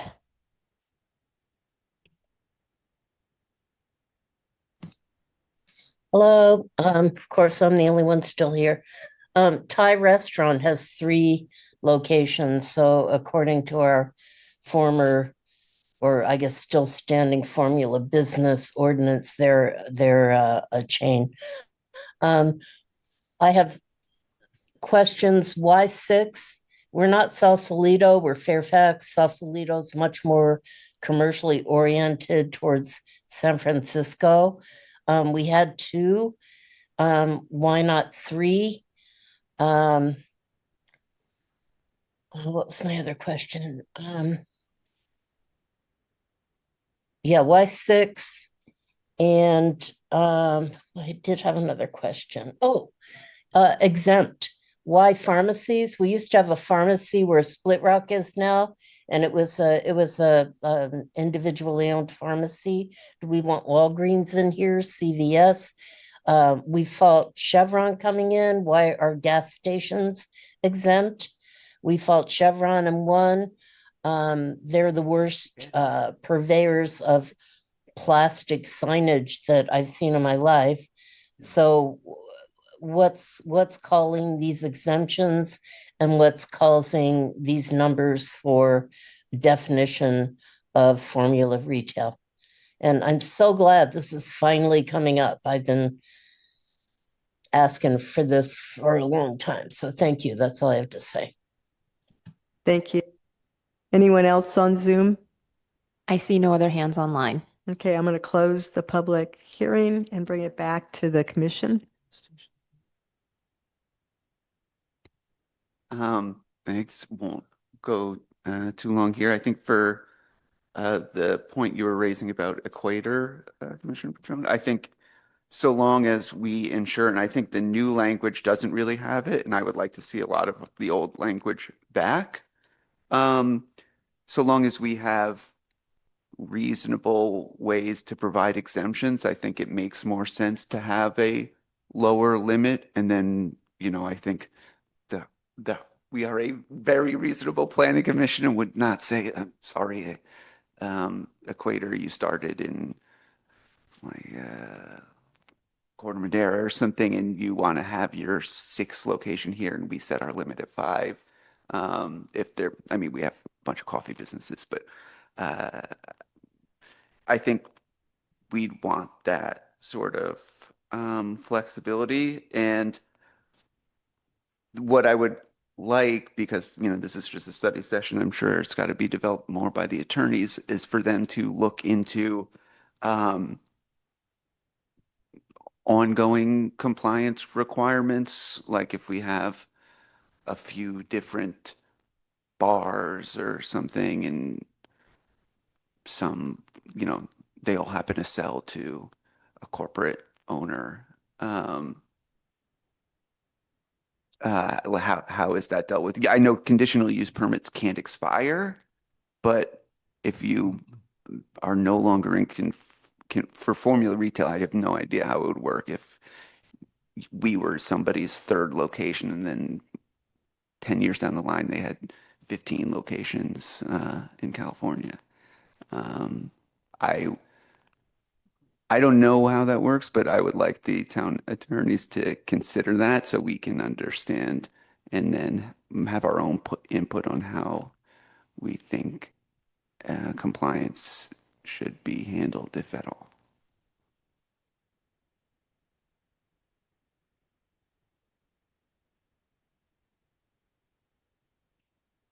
Any other comments? Discussion? So seeing none, I think from my perspective, I need to read the case.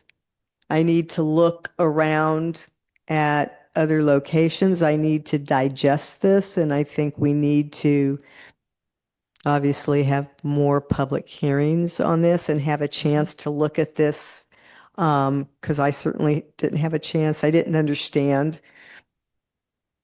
a lot of what was here and where it was derived. Now that I have a better understanding of that, then I need to go back and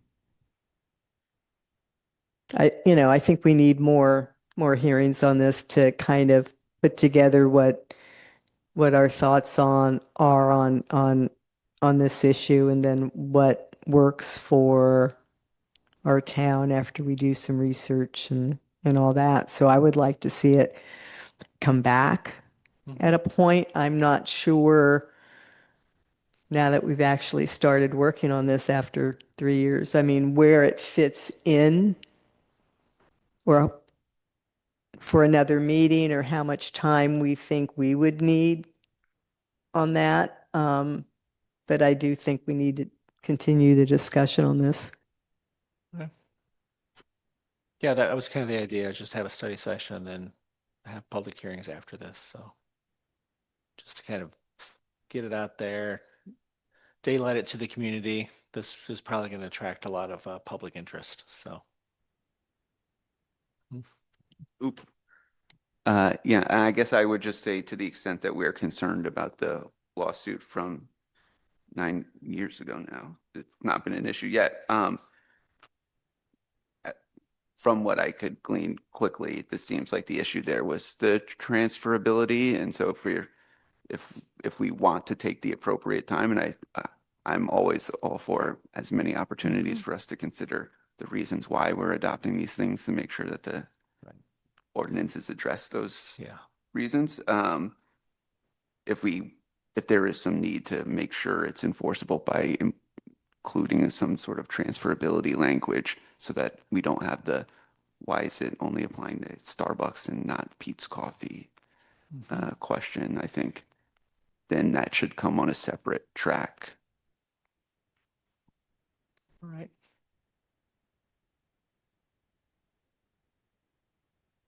So to be continued. Any other comments on this? Okay, let's go to the minutes. Any corrections on the minutes?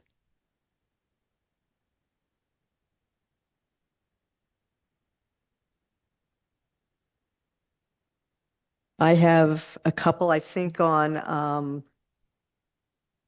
the 76 Frustek application. I think Commissioner Kelly was recused, so the vote on that should change to have him shown as recused.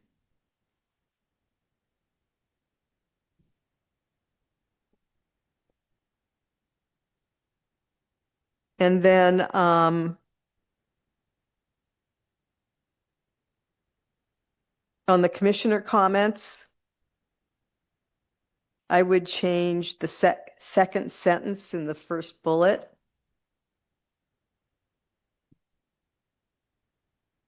To read the safety element, a commissioner thanks the staff for completing and uploading the safety element, in addition to updating the general plan in the Fairfax library.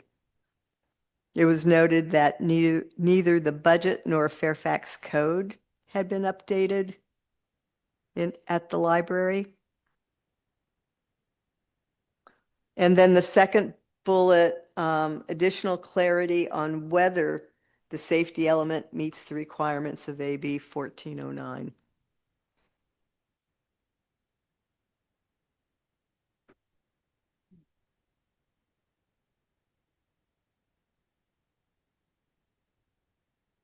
Any other corrections or changes?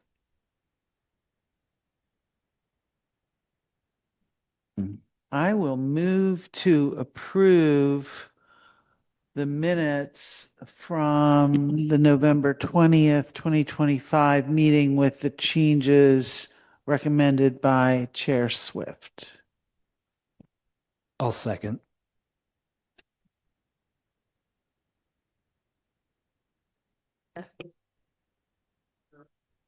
Trone, Yes. Zephyr, Yes. Newton, Yes. Chair Swift. Yes.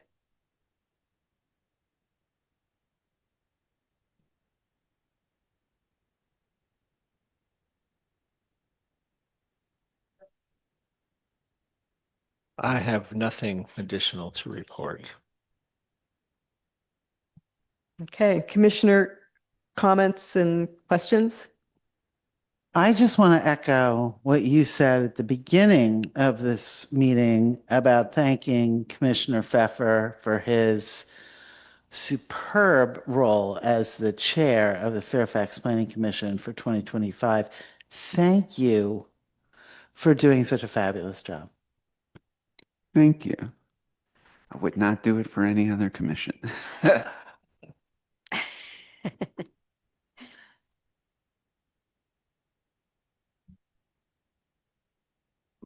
Motion to adjourn the meeting? No. What do you mean? Why not? So my only question is on the safety element.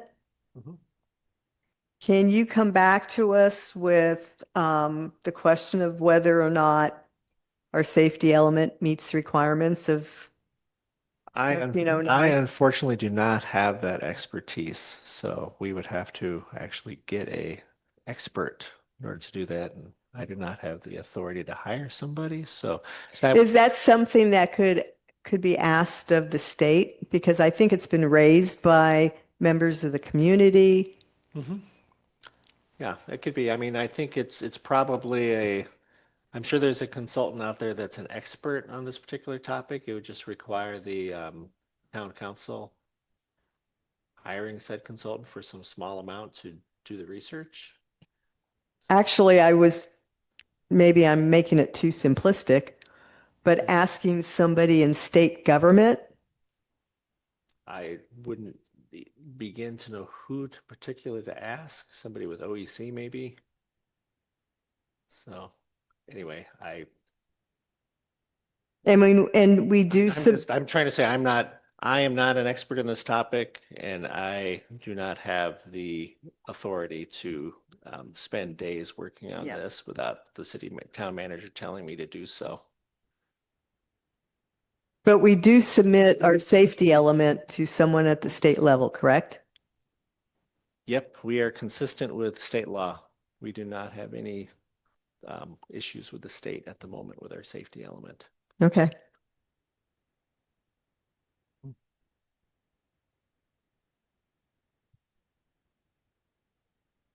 Motion to adjourn? Second. All in favor? Aye. Aye. Meeting closed.